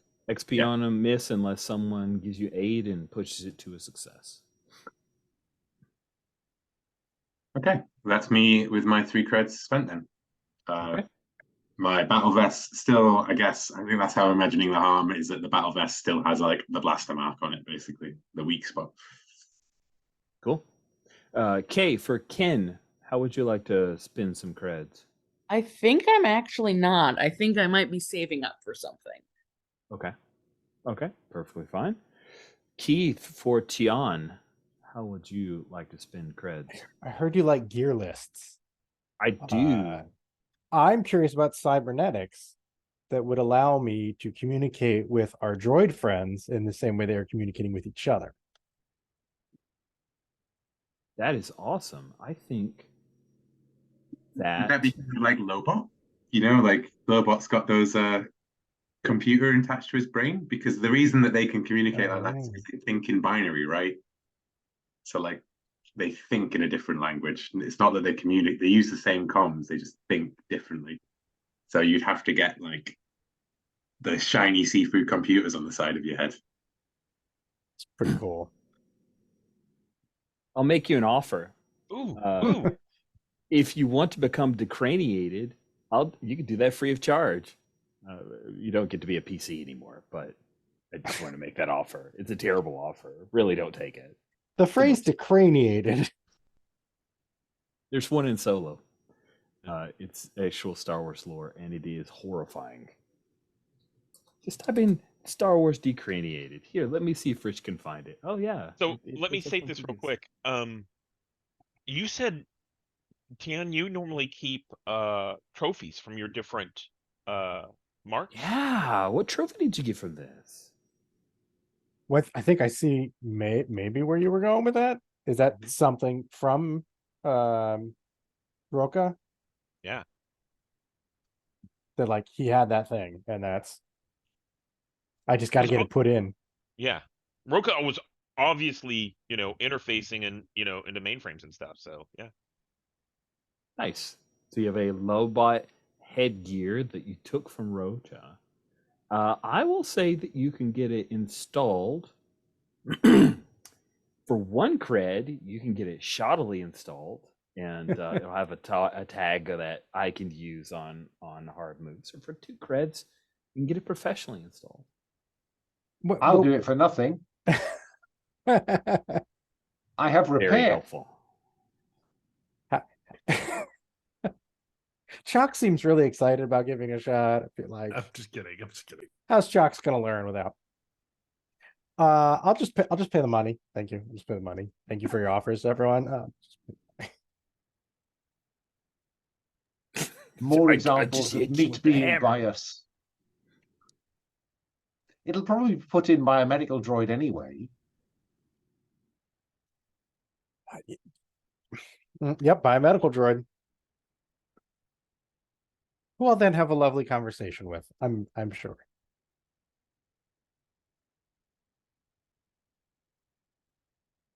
And I will keep my last cred. Okay. Sounds great. Let's swing over to Jody. Steven, for Jody, how would you like to spin creds? So I'm going to spend 1 cred to repair, and I think this is replacing some portion of the droid body that got fried by the ion blast. Actually, no. I could do that. It wasn't fried by the ion blast. It was crumpled by Righty.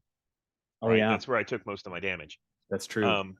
So I need to replace that plating that got dented and everything. I mean, I am vaguely serious in as much as would it be possible for me to use repair on a different droid?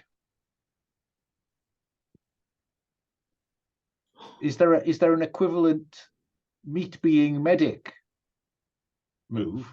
Because interesting.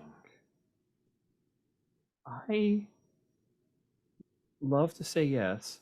So I'm tempted towards that. Isn't there a heal for wronged? Don't you have a? You can DIY surgery. Yes, I Yeah. have meatball surgery essentially as a role. But I've always thought that kind of only applied to organics.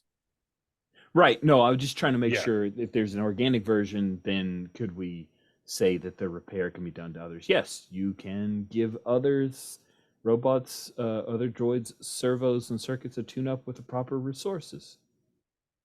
So Now, here's a the question. question is, do you want to take the risk? Well, one question is, well,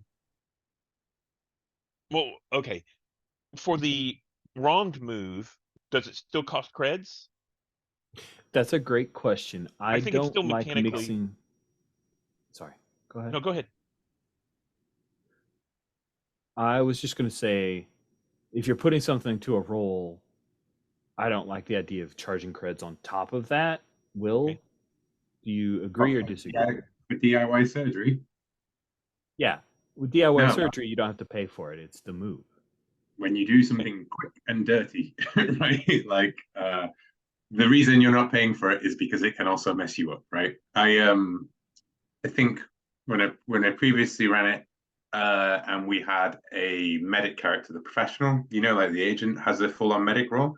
We didn't charge them for that either, but it was the rule that people often don't do in Monster of the Week is like most of the games where it's you get one chance to heal a thing. You can't just keep doing the move over again. It's one Right. source of damage, one heal. Yeah. Yep, I love that. That's good. So I love the idea of having a scene between Allie and Jody that would be that heal. And we can do that after people spend their money and all of that. And so therefore I won't spend the money. I will see if I can get Allie to help me, and then we'll figure out what the consequences are. All right, let's swing over to Greg for chalks. Mine's spent, so I spent 2 to heal. That's just, where's the hospital, Chalks? Where's the hospital? And Chalks had some, back room cyberpunk surgeon, not the block doc. You're on a different planet. Too bad. And then I gotta have a quarry on that planet. Just so we know that. And then I spent the 1 to repair my grab hammer as well. This isn't a hospital. This is the mechanics. I love that you didn't go another veterinarian. Good stuff. Then Alan, for Allie, you spent one for the drive. Sorry. I spent 1 for drive. That leaves me 2, and for 2, I can improve my armor to heavy armor. Yeah, so I'd go from 1 armor to 2 armor. Have I got that right? Yes. There's rather a dinky little icon next to my armor on the character sheet. Yeah, it's that way for everyone. That's the way it started, and then people typed over what their armor was. I see. Fine. I don't think that's dinky. I think it's an adorable icon. Thank you very much. What? Dinky is adorable. Okay. All right. I didn't. It must be a British, because in America, dink is kind of like insulting. Oh, really? Oh, how terribly sad. Oh, so you can't have dinky thing. Oh. A dinky thing is like a small thing that's not really worth very much. Thanks, Kate. What could be more American than that, basically? Like, it's not worth very much, guys. It cost me so much to make that. No. Okay, so you can replace we have that a dinky by country. You can write what it is over top of the icon if you really like. Good. I mean, I figured I went the extra mile of putting a U in armor just for you people. All right. I love that joke. It's very funny to me for some stupid reason. Sweet.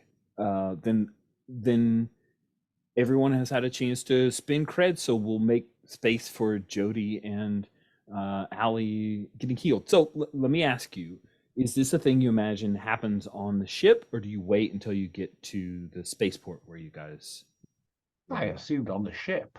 Yeah, I mean, I assumed on the ship as well, because if we get to a spaceport, why don't we just hire, someone else? Sounds good. Yeah. Sounds good. And I think during the process, Jody comes to Allie and says, I'm bothered by how disrespectful we are treated. Like it's almost like they expect us to have an on and off switch. These ion blasters, they're not really in use as much, but you know, I have an idea. And I think what I'm going to do is one of my credits I'm going to spend towards armor, but I'm going to have Allie, as she's repairing Jody, install. I think this is basically going to be a lightning rod, right? That would dampen the ion blaster and provide one. So I think I already have one armor against physical blows, but this would provide one armor against ion. Oh, What do you super think, Rich? cool. I think that's neat. So we'll see how that. Yeah. I think that's a role. I think I pay for the cred for that, right? But I think it's included in that role, that repair role that Allie has. And that gives you a chance of something going really wrong. No problem then. So 2d6 plus 2. Oh, is that okay? And that's a 6. Why, yes, that is. Is it possible that Jody could be helping you by saying, no, not that connection? Put that there, put that there. You can ask for aid. You can call for aid. It's a move. I do call for aid, because I really do yeah. not want to end up with Allie being worse off than she is now. Yeah, so I think I'm going to take advantage of V2, who is like a miniature probe droid, and use his better vision to pick things out so that we can see what the microcircuitry looks like better. Neat. And what kind of role would that be? Is that a sharp? Yeah, since you were going for utilizing his eyes, that makes sense. We'll do it. For sure. What about use technology? Could be that as well. Yeah. Just have to be a little bit better. For the repair, it makes a little bit better. What did you use for your move, Allie? I've got a playbook move called repair. Yeah, but I mean, tech. Yeah, I roll plus tech. I'd say with tech then, because that's kind Let's of what do we're it. doing. Sounds good. Yeah, you roll that. That's a 3. That's okay. We both get XP that way. Awesome. That's great. Okay. Oh my god. I am considering this. Let me throw it your way. You heal the harm. Yeah. But Allie installs some programming as part of the install of the lightning rod to protect you that has side effects or glitches. What kind of side effects? I think that it has another are we saying personality coded into it. Yeah. Okay. And the alternate is that it just the healing doesn't work and you'll have to pay creds for it. A nice safe fail. Yeah. Yeah. I like the idea of the extra personality. It'll be I'll have to wrap my brain around exactly what to do there. So yeah. That sounds good. Cool. The other droid has different instincts. It may try to take over your body from time to time. I think there's if you remember the Star Wars Burned Over game that we played, maybe I'll borrow a little bit from the Weaponized that you played, Stephen. Oh, yeah. If you remember, maybe I'll borrow a little bit from that. I'm just just put this one on the table. On occasion, over this binary connection, do we switch personalities? I'm just thinking, as a hard move. That's insane, and I'm here for it. Does that mean that at intervals, I would control Jody using AL1N's personality, while Stephen gets to control AL1N with Jody's personality? This is very Farscape. I have an image of like the trailers we've seen for the Marvels movie, where all of a sudden they swap places and they're not expecting, you know, to be in a new place, and it throws them off for a little bit. Mm-hmm. Mm-hmm. Yeah. Okay. Yeah, a kind of temporary stun. That the way you act under pressure to get over it. Okay. So I don't want to double up. I want things to be clear. We are agreeing that there's a potential hard move of you guys just swapping bodies. Yeah. That's great. Yeah, Tian, do you want in? I don't think I'm ready to handle that. Sounds cool. I'm all about it. Good stuff. Everyone's downtime has taken place.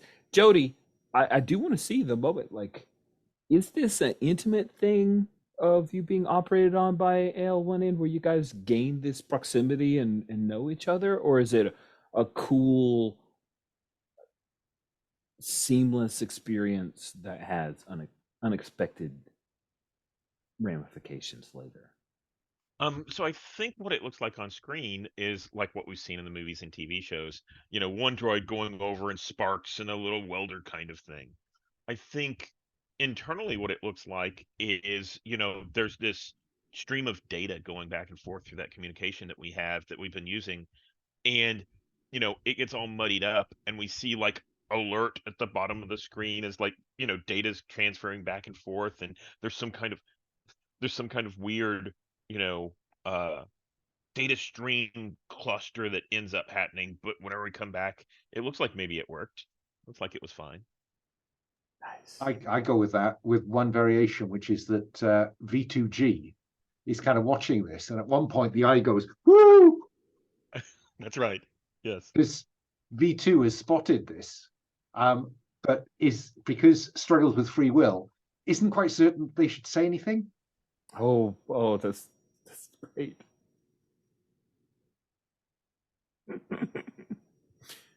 Cool. All right. Well, we're going to jump in with our remaining time and let you guys explore home base and also talk a bit about your next mission. So I'm going to share screens. I've unhid a tab, and where you guys normally, your ship, your as yet unknown named ship, right? Because I didn't write down a ship name. I don't know if we named our ship, did we? But your as yet unnamed ship is currently stationed in Spaceport Trident Vespa. That's where your boss, Anna, resides. And there is this cantina. I don't know if you hang out there or not. I can hide it if you don't. The Spaceport Trident Vespa has a hydroponics area, which is like a greenhouse, Spacenomics, where you can get stuff fixed, a fighting arena, a tavern that's located actually in the spaceport. Lazy Orbit is not in the spaceport technically. There's an old, oh, wait. Oh.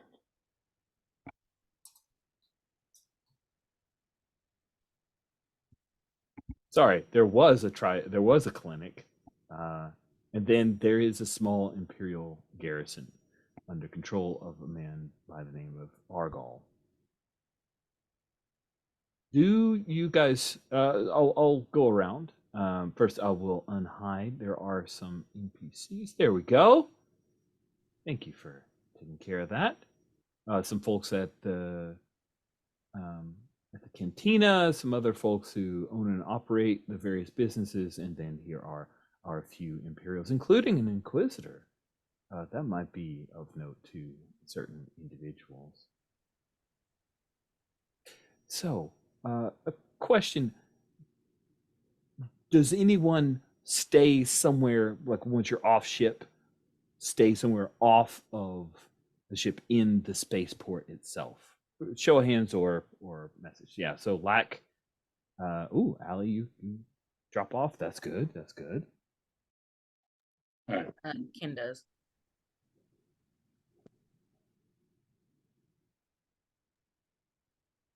So I think what you're asking is, do we have an apartment or a home here? Yes. Do you have a domicile in the spaceport? Is Jody? Then no. I think Jody stays on the ship. Oh, actually, I think we've already established Jody does have like a little retinue of other droids that are here located. So yeah, I think she stays off ship. But most of her time, outside of like recharging and, dealing with the other robots and organizing things, other droids and organizing things, she spends at the fighting arena. I think that there's the big fights, the big name fights that, everybody comes to and that are like on the HoloNet and all that kind of stuff are like between, a Rancor or something like that. But the everyday kind of fights are like, they pit droids against each other.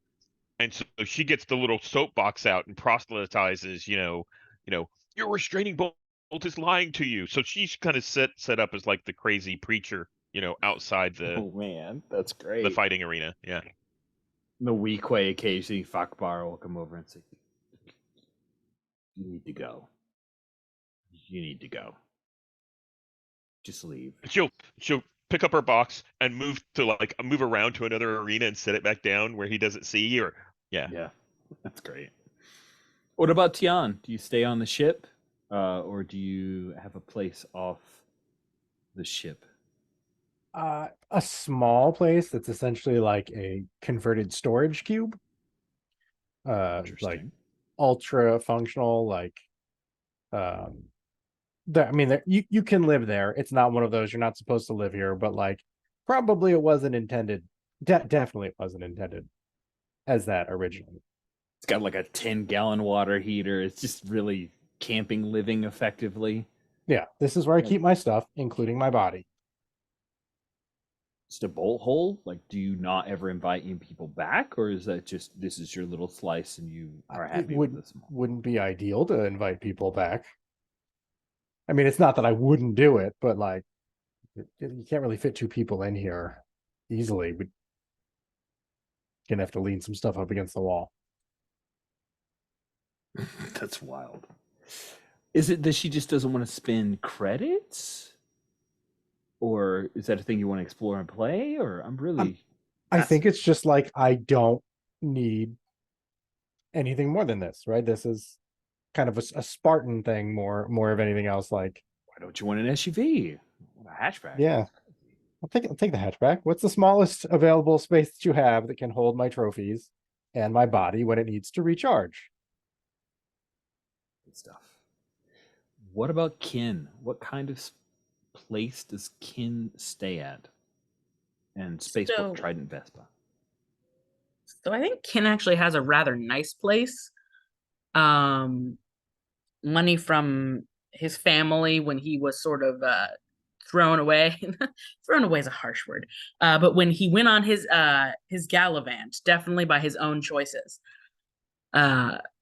was a chunk of it was definitely put into an acceptable home. I see. Well, lovely. I have a scene for you at that apartment coming up in just a moment.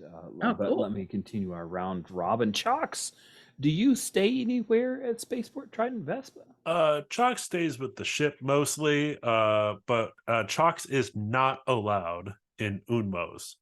Unmos being a hut connected location. Chalks has gone in there several times and tried to, stir the Sith spit with others, and has gotten thrown out repeatedly. So there's like picture on the wall. They don't even it's not even a hollow thing.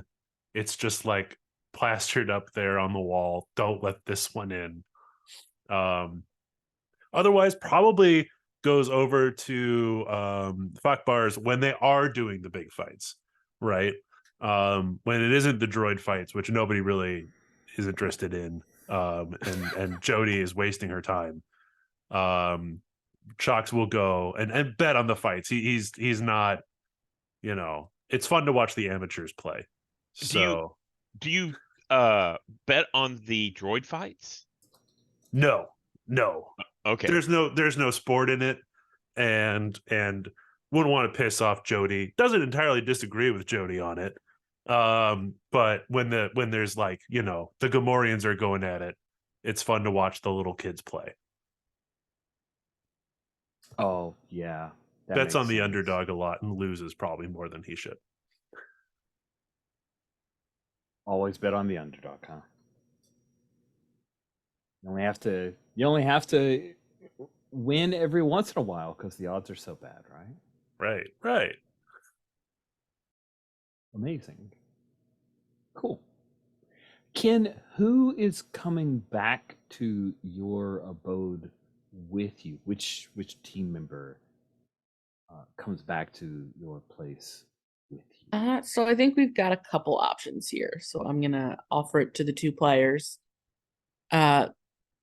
So Tiana, are we is Ken like come over for a drink? Why are you so not necessarily why are you so mad at me, but like what's up your butt kind of vibe? Or are he and Lack getting messy after a mission? I mean, Black is very much, no matter what happens by the end of the evening, he's going to be in somebody's bed. So, you know, feel free to go with Tien. I don't know why that's either or. You know what? Fair. Can I take more than one, Rich? Sure. Yeah, Or I think mean, one you can take one and then the other one shows up. that's fair. How do we want to do this? I would say that Tien is the one who probably needs the seducing. Luck is the one who probably shows up with a. Ken's not really looking to seduce Tian. It was more like, you know what? Yeah, you know what? Let's do both. And his objective goal is right now to talk to Tian, and then he'll get to Lack later. But Lack can just sit in the corner, look pretty, and drink something. But why is Tian so upset with his part in the mission? That seems illogical. Okay, cool. Maybe we were having drinks, and Lack is sort of like, this is all very serious, quietly drinking, just looking up over the edge of the glass, like. Yeah. So Kin, has served a nice drink to each of you. The couches are plush, but definitely well manicured. Like the place is just pristine. It really doesn't look like anyone ever actually does live here. So now that you've got a drink in your hand, Tian, do you want to tell me what your issue was with the mission? So I just want to roll back real quick. Oh yeah, right. I think can I say Lack is there first? Like when I show up, Lack has already made it there. So there's like a little bit of a crestfallen, like I was invited to Kin's. Oh, it's a group hang. Like thank you for the drink. Like kind of looking over at Lack. How close is Lack? Like in the conversation close, eavesdropping close, off doing his own thing close. I mean, I think in the conversation close, just well aware, and he's occasionally going like, yes, but mostly trying to present the idea that he's much more emotionally deep than he really is. So I think there's a bit of like looking at him like, can you I don't want to say in front of Lack. We are all friends here, maybe something more, but there's nothing. There should be no secrets between us, he says as he thinks of the many, many secrets. I have a catalog of all of these secrets. Yes. You had to distract the lieutenant, and you did. Marvelously. She didn't even like round out a shot or an injury at anyone. No. And while doing it, I managed to knock out the insert name of species. I can't remember. We hid them. You sure did. They did the thing. The cat people. There we go. Fickle. Zygerian. And I managed to knock out the Zygerian while doing it. She was. Glimmer was lost in your soulful red eyes. I can't play her. But you know how you could have distracted her other ways. How do you feel about her? I know I'm just I'm worried. Feel don't and he like laughs a little, like a small smile. Dion, don't worry. I don't feel anything for her. She's just hopefully an ally, considering we moved her up in her position without her getting injured or really losing anything. I just know sometimes someone starts as an asset and you develop feelings that you don't intend to. And thinking here of the flashback scene of like didn't actually want to become attached to Hop, but totally did throughout that operation. Oh, And then like, whatever happened to him, he was set off on a mission, dispatched with or whatever, and like, ooh, yeah, that actually hurt. Like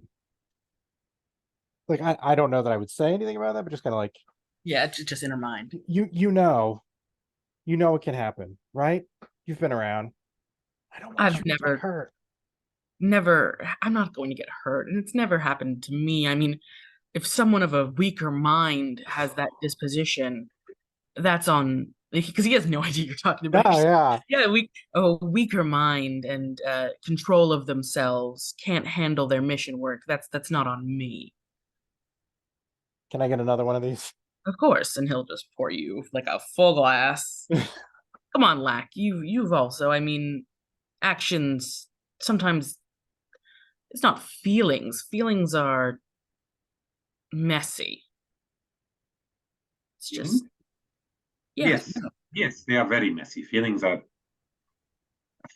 I mean, if you catch feelings, wow, you may as well catch a blaster bolt in the heart, right? It's just a job at the end of the day, and Kin uses the assets they have on the job very well. Two actions then, and proposes a toast. Yep, just toast. And definitely hits the glass harder than you should, and they kind of slosh out a little bit, and then she downs another one. I hear in old human culture they used to slosh it like that to prevent people from poisoning each other. I think it's just fun. Not that any of us would have nefarious designs on any of the others. No, not at all. Nervous After all, we're a team. Yes. I mean, it was really lucky that the bounty was so willing to talk to you. Oh yes, that is true. You really did manage a handle on him quite easily. Not that I'm very surprised, Tion. You're very capable when you're not talking about silly emotional things.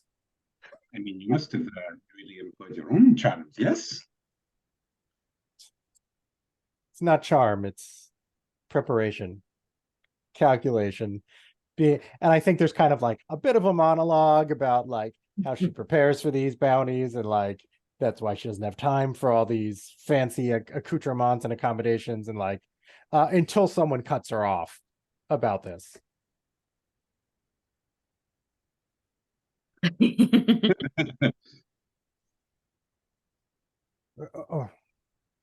But I'm using my mouth for talking when I should be using it for other things. And takes a drink as if to imply that that's all she was saying. I think, Abby, I would love that to be as you say that, and maybe you blush and you drink the drink, and we Star Wars wipe out of the scene if everyone's done with it. Or Kin if you've got more, obviously. But or Rich has something, looks like. Perhaps. It's fine. It's fine. Something. I like this. This was good. I was very entertained by your scene. Yeah, I think as things perhaps are starting to, it's like you guys are getting a little drunker, and then there's a chime at the door, Kin. It's I don't know if your doorbell has like a musical chime to it. It's quite nice, and I'm curious, Kin, do you make one of them answer the door, or do you actually? No, Kin's too into propriety. He should answer the door himself. A certain level of propriety. His doorbell the sound of a breaking heart. Yeah, he's like, excuse me, but a moment. I'll be right back. And he will go and he checks the peephole first. Oh, you see standing on the other side is Inaganet Nurdo, a Chiss female from your homeworld who you've known before you left. I think your families were friendly. I think that sort of almost shocks Kin sober a little as he sees this, turns, and he looks at Lack because Lack knows this. Lack, bring Tian to the closet. Just go in the closet. Go in the closet. No problem. Come on, Ian. I promise to be very quiet. Does Tian go with Lack and let him? I mean, I in the don't have closet? a lot of inhibitions left at this point. So, Lack leads me to the closet. Let's see where this goes. Yeah, so you get in the closet. Kin takes a moment to straighten himself out. I'm just gonna roll a luck real quick to see if he's with it enough to remember to hide one of the two glasses or leaves them there. Yeah. Okay. He is with it enough. Actually, you know what? I've decided that's less fun of a choice. Screw rolling. He forgets that there are 3 glasses there. And he's straightened himself up and he will go to answer the door. Nice. She's standing on the other side. She's dressed Yeah, nice. as you see the picture on the NPCs on the top row. And oh, Kin, answered the door yourself, she says as she brushes past you to walk into your apartment as if she owns it because she is also Chiss. So Who else should be answering my door? I just thought you would have a servant, or at least a protocol droid, or someone to handle. Oh, this is small. I see. I understand. That's nice. It's quaint. It's just a stop for when I'm not traveling space. Do you travel often? I do, yes. I'm Oh, good. very Good. You won't mind if I make some changes then. What would entitle you to make changes within my She's headed abode? towards the closet. He definitely lengthens his much taller stride, gets in front of the closet a little. You haven't answered me, Gannett. Well, as your betrothed, of course. I think we'll cut from there. We'll cut from there, right? Sweet. Let's jump straight to the Gundark fighting arena, because that's where we have a couple of PCs, Chalks, and Rich checks time. Okay, good. We'll just have a brief scene here, and then we will bring things to a close. But yeah, the Gundark fighting arena where Chalks is here, and Jody is here proselytizing. Allie, why are you at the Gundark fighting arena? You don't seem to have quite the same mission. No, I'm here to establish the rights of droids to compete with meat beings. So I fight. Oh, nice. Sweet. Doc So I is guess she betting doesn't on Allie. Awesome. I think you are. Bet on the underdog. Oh, yeah. You know, I'm hoping to beat all the other droids across a period of time, so they have to give me a shot at the meat people bouts. Oh, yeah. They're not going to give you. You have to earn your way up because Exactly. Lotus is a draw, and no one's interested in you yet. I think this is all fact part. I understand what you're talking about. That's a great idea. The only thing is, no one cares about you yet, right? They need to care about you. They need to pull for a victor. I can't just throw you against Lotus. It's not going to draw because this is here to make money. So, what we're going to do is put you up against a load lifter droid. Big, kind of slow. Don't let it hit you. Good luck. Does Allie have intro music of any kind? No, she enters to complete silence. Oh, that's awesome. The load lifter it enters to music and raises its gigantic arms. And Ali does the same thing, but just, she just walks down the aisle. That's right. She does that. That's good. People are unsure about that, Ali, unless you want to try to charm your way and manipulate people into thinking you're awesome. Because you're so charming. That would be good. Yeah. Having listened to what the organizer has said, I am going to try and manipulate the crowd. Awesome. Here's what we're going to do. We're going to set a clock on this of you earning your way to fight meat beings. So I've unhidden on the bounty hunters thing. We're going to call it a 4-tick clock. Fighting organics. It says fighting organs, but I'm going to change the font size. So you go ahead and do your charm, and then I'll show you how I've integrated basic moves to clock manipulation. So 2d6 minus 1. -1. Bang! I get thumped into the crowd. Ooh, boo! It's now no longer a 4-tick clock. Your first impression is terrible. It's a 6-tick clock. So now you're fighting organics. You're going to have to get 6 ticks worth before they will deign to allow you to fight against organics, because you had no music. You've got no style. Fackbar is sitting there with his data pad taking notes. It's like, you're really. Would you like to bitchy. call for aid? That's true. That's true. Are you going to be the call hype for man? aid. You're going to be the hype man. Let me say, I really want you to be like, yo, it's my boy Ali 1. Yo, he got in Oh, that no. house. No, that's not the way this goes. But I am very happy to call for aid. But is Jody going to hype up a droid fighting a droid when you? No.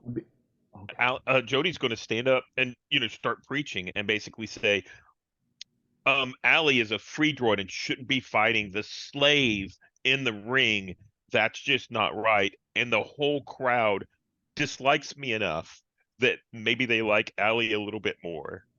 That's great. That's great. You're like alternative programming. That's amazing. I think you're rolling plus charm.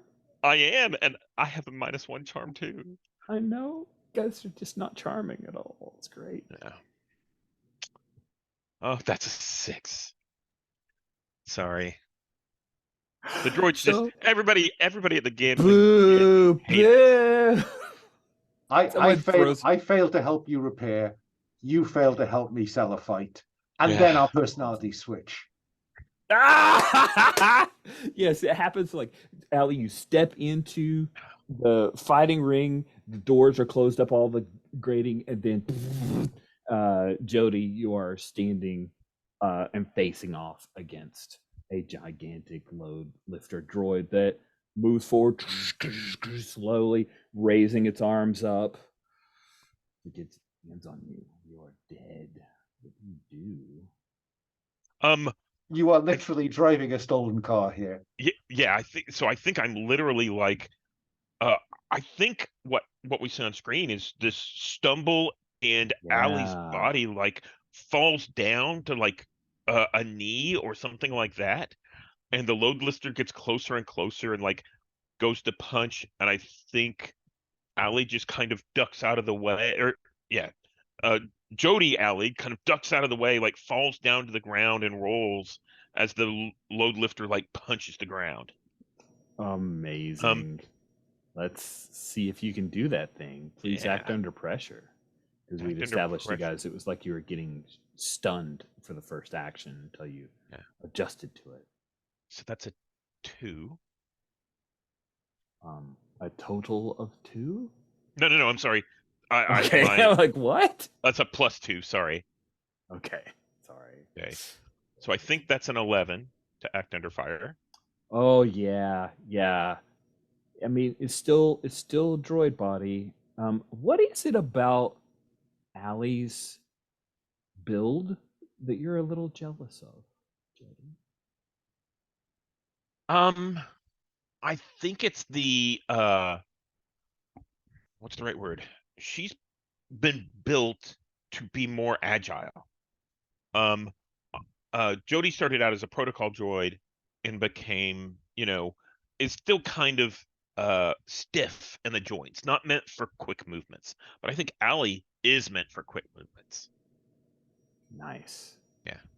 So you duck out of the way of this load lifter droid. It hammers into the poured concrete, the Duracrete floor.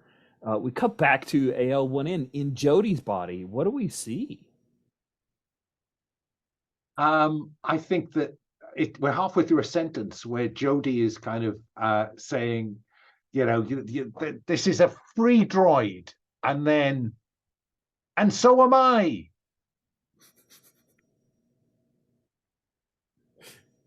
And something has happened. It's just narrating. And now I'm leaving.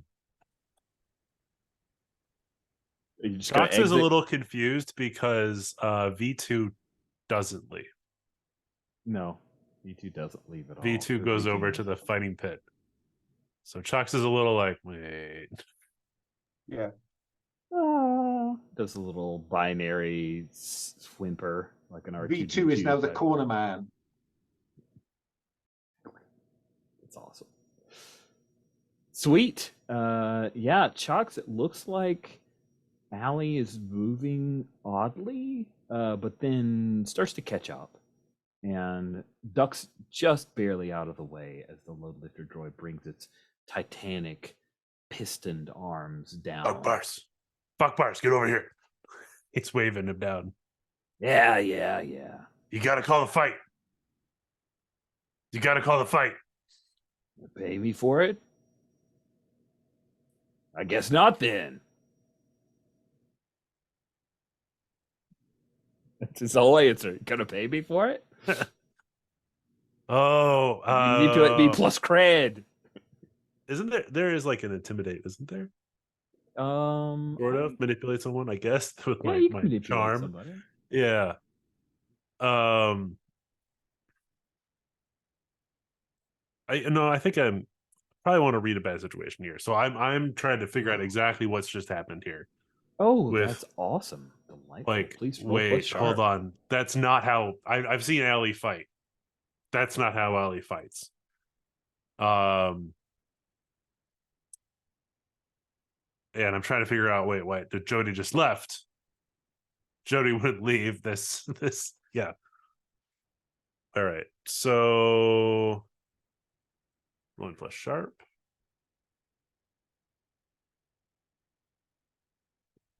I got XP and I'm not calling for aid. That is my first XP of the whole game.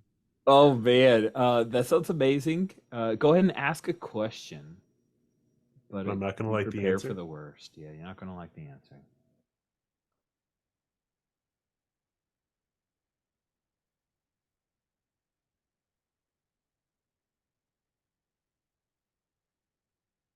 Are there any dangers that we haven't noticed? Giving you the denouement on a plate. I know, it's so good, so good. I think based on time, that I am gonna save that till. Oh wait, Chalk, you're not here next time, so I gotta answer it now.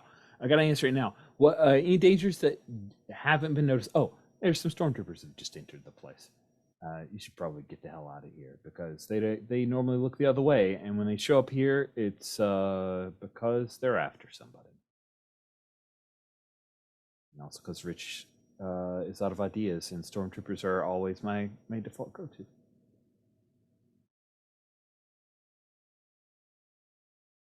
You're talking on mute, Greg. Sorry. So yeah, so I think Chox is about to like reach across the bar to grab fuck bars and be like, "I screw paying you. I will beat the crap out of you. You know I can." But when he like sees the stormtroopers walk in behind, he's like,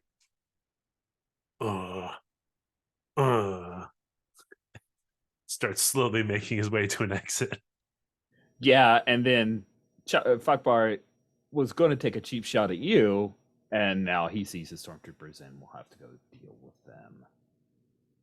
Yeah, I think that is where I will bring things to a close so that we can do Stars and Wishes. We'll pick back up with the last bit of Jody as Allie trying to fight, Allie escaping as a protocol droid body individual, and see what happens there. It's going to be fun. So we'll start with Wishes so we can end with Stars. Who'd like to go first with Wishes? I have a wish. Yes. Since I'm not here next time, I would be very Right. happy if Stephen wanted to play Ali for the entire session, or Jody. But I safe in your hands if you want it. I feel like my wish is kind of also my star. I want to see that interpersonal stuff, like the bounty hunting is nice. That those last scenes were fantastic. Yes, I agree. They were cracking good. Okay. Thank you, Keith. Greg, you can give me a wish and I'll take 2 weeks to answer. Yeah. I'm looking forward to our next bounty. And yeah, I do like I like that we're back at Triton Vespa. We're already bringing in stuff from other games at Triton Vespa, so I'm very happy there. You know I love it. So Hey. Cool. Thank you, Greg. And then Steven, what about you? Wishes? I can't really think of a wish right now. I do want to see, like you were saying, I'd like to see things kind of tied together where we have interpersonal relationships and maybe the bounty. I liked this is kind of a star. I liked how our previous bounty was related to someone's history, a PC's history. So that made it a little bit more personal. We got the flashback of the interpersonal history and background, and then it added more meaning to what happened later. Good. I'm glad that paid off well for you, Steven. Thank you. Then who's next, Will or Kay? With stars. I'm sorry, wishes. Go ahead, Kay. Okay, sure. I will second everyone that I'm loving the interpersonal scenes, so I'd love to see more of those. An answer to "Oh my God, I'm betrothed," which I loved. I loved that, Rich. You know me so well. Yeah, wish for that, and yeah, I wish that bounties will continue to be tied to us in some way, because I think that just makes it more interesting. Cool. Will, wishes. I'm just trying to check. Should feel like we did a lot of the. Did we talk about, or apparently not talk about, something that was troubling a team member? Oh, you're right. I certainly needed to do team playbook stuff. Thank you for yes, you 100% did that thing. And I'm just wondering whether or not in the. I think it happened more than once. So similar Yeah. to Forged in the Dark, I see at least 2 occasions where that happened. Because that's certainly what it says for the the questions you would answer at the end of month of the week, right? Like, did you save someone? Did you learn something new about the world? If you answered 2 of those questions, then you get 2 XP. And I have a feeling that, like, when we ripped it from the original book, we just forgot to transpose over the bit that says how much XP. Yeah, otherwise it's going to be like 5 sessions, and that seems yeah. So mark 2. For this, so were we at 1 at the start of the session? You were at 1 at the start of the session, so she should be at 3 now. Cool, because my wish is when you fill in the last improvement box, you clear the improvement track and you choose one of these, you make the next bounty about your team enemy, giving you a chance to interfere in their plans. So I think what I would like as an overall wish is for our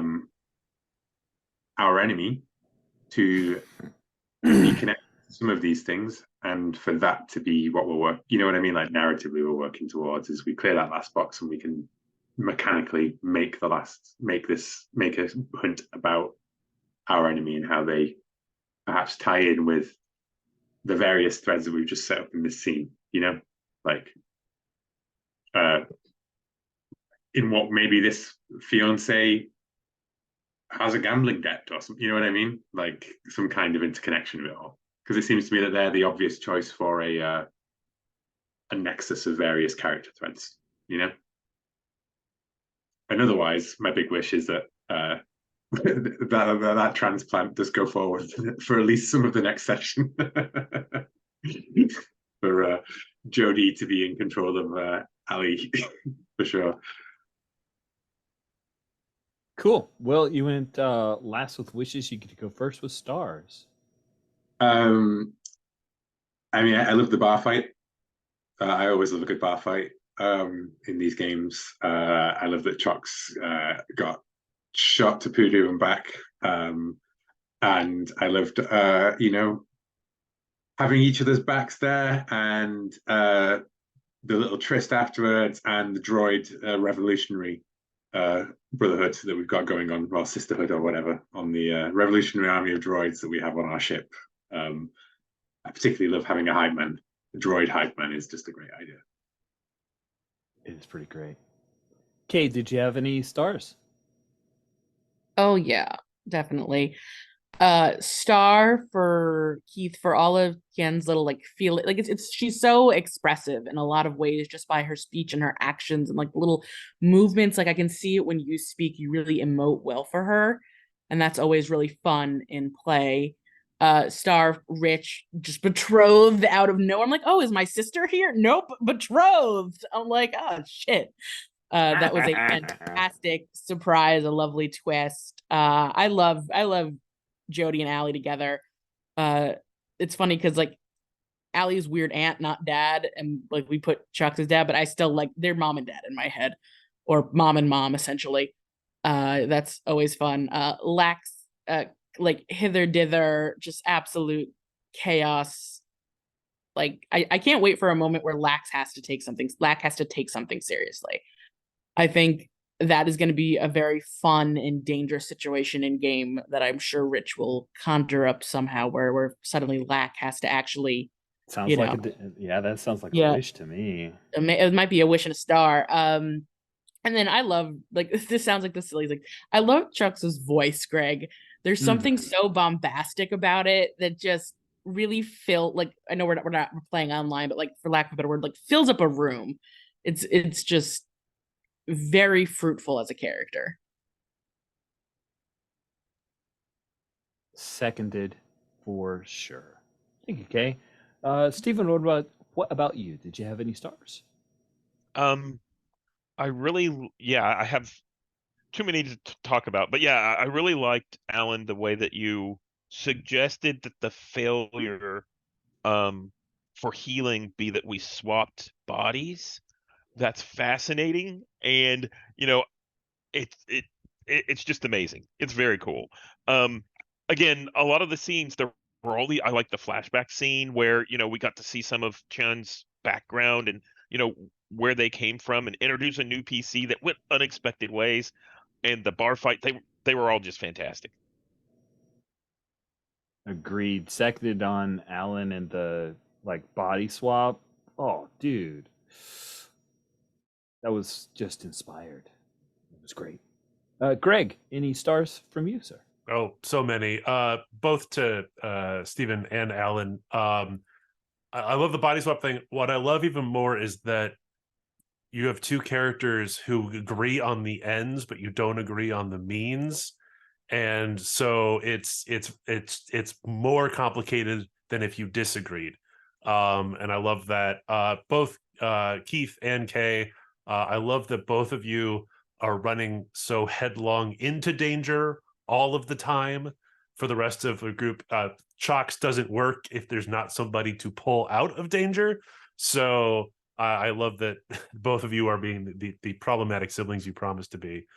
And then also I love that Chalks move wise was saving Lack, but at the end of it, of course, Lack was really saving Chalks. Let's get out of here. I'm dying. So that's probably the best way that move can actually be paid off, and I was so happy to see it actually hit there. And then Rich, of course, the varied and amazing different ashen knives that we had to fight were so much fun. It was a blast to throw people around and have such great weirdos to do it with, to have a bar fight with. So thank you for that. Yay! I'm glad you like those weirdos. Awesome. Keith, any stars, sir? All the ones that have been said. Yeah, I mean, echoing all that stuff. Loving the characters coming out full force, and everybody like really leaning into the personalities of them. And again, you see them interact, especially those last two scenes. Were fantastic. For sure. Bring us home, Alan. Any stars left out there for you? A big star to Stephen to leaning into the body swap. I think that we can have some fun there, and end up arguing whether the Popular Front for the liberation of droids is in fact more effective than the People's Front for the liberation of droids. And I am foreseeing that scene from The Life of Brian whenever we get into that conversation. Kin is so smooth, he's slippery, and I'm enjoying that. Keith, I'm enjoying Tian as the nervous or uncertain professional. There's a kind of, I'm a pro, but actually, am I an imposter at being a pro? Or I'm getting that vibe. Greg, keep the voice going. You don't need no voice mod. You just got it all going in your neck. And Lack is chaos on a string, which is just throwing all kinds of stuff everywhere. And the bar fight was great, and Anthony Hopkins was great. I hope we see Anthony again, because he's worth more than one. It's very expensive, I have to say. Had to let Kin cut off his legs. But he is also the 45th most important Welshman in the world, according to polls. In world history, actually, not in the world, in world history. Anyway, put that to one side. That's great. I'm really sorry I'm going to miss next week, but I shall, if you're halfway through a mission by the end of next week, I shall just drop through a ceiling dressed as Jodie, and we'll see where it goes. Delightful. Oh, that was good stuff. Great session. You guys are a bundle of fun. I really enjoy playing with you. I appreciate that everyone makes space for each other, that you want to get all up in each other's business. That's delightful. And that you are okay with the fact that it's a lot of players, so sometimes you are just audience for a bit. And I appreciate everybody being cool with that. And we will see how it works with 2 less players next week. It's going to be a regular boat of 4. It's going to be wild. It's going to be different. I'm going to miss 2 folks. Yes. So one of the things I noticed that I kind of wanted to bring up to the group before, we don't have a couple of people next week, is we had a lot more interpersonal reactions during the game this time with the downtime and all of that. But I know I was focused on the team move, because that's something I wanted to see how the team playbook worked. And I wanted to see if the other players were also focused on the team move. And that's why we had more interpersonal stuff. Because I think, Will, you brought this up, right? Yeah, but I wasn't thinking about it's just because Rich framed half an hour at the end to say, like, what do you guys do when you're messing around in Spaceport Trident Vesper, right? Yeah. Okay. But it's a good point. I will admit, I am the type of human when I play games that sometimes GMs will be like, "That's a move that you're doing." I'm like, "Oh, I'm just role playing." Yeah. So I am not aware of team moves. I need to be prodded sometimes. Be like, "Oh yeah, let me roll." So that was one of the wishes that I had last week, was I wanted to see more of how that team playbook worked. So I actually took the team move and moved it over, or the XP trigger, or whatever that is. That's like, talk about things that, like, talk about the elephant in the room or something like that. So that's why whenever Ali and I were talking, or whenever I was talking with the rest of them, it was like I tried to push that a little bit, and I was curious if that was a mechanic that was coming to fruition because of what that team playbook is doing. And I think it's a little bit of the mechanic, a little bit of you chose a reward trigger that you already wanted, that folks already wanted to do. So it was just the design matching the play style. So I think it's a little of those. I think for me, it was in the back of my mind. But I wanted to key in pretty hard after we got the bounty about, hey, why does the bounty seem to know Tian so well? What's going on with that? I love that you went there. That was Yeah. such a nice payoff. Great. It's funny because I was just looking over these and I was thinking this is the style question that I think was the least obvious in terms of whether it would come to fruition or not, because all of the rest of them are about the hunt, right? Whereas this is about your team. So it's internally facing rather than externally facing. And it turned out that it happened, completely organically. Because even though I was thinking about that before the session, I wasn't really thinking about it until I went over to the team playbook page and started looking at like assets and moves and stuff, and was like, oh, the style. Oh, the improvement track. We must remember to do the improvement track. Oh, we actually did it. We did all of that thing.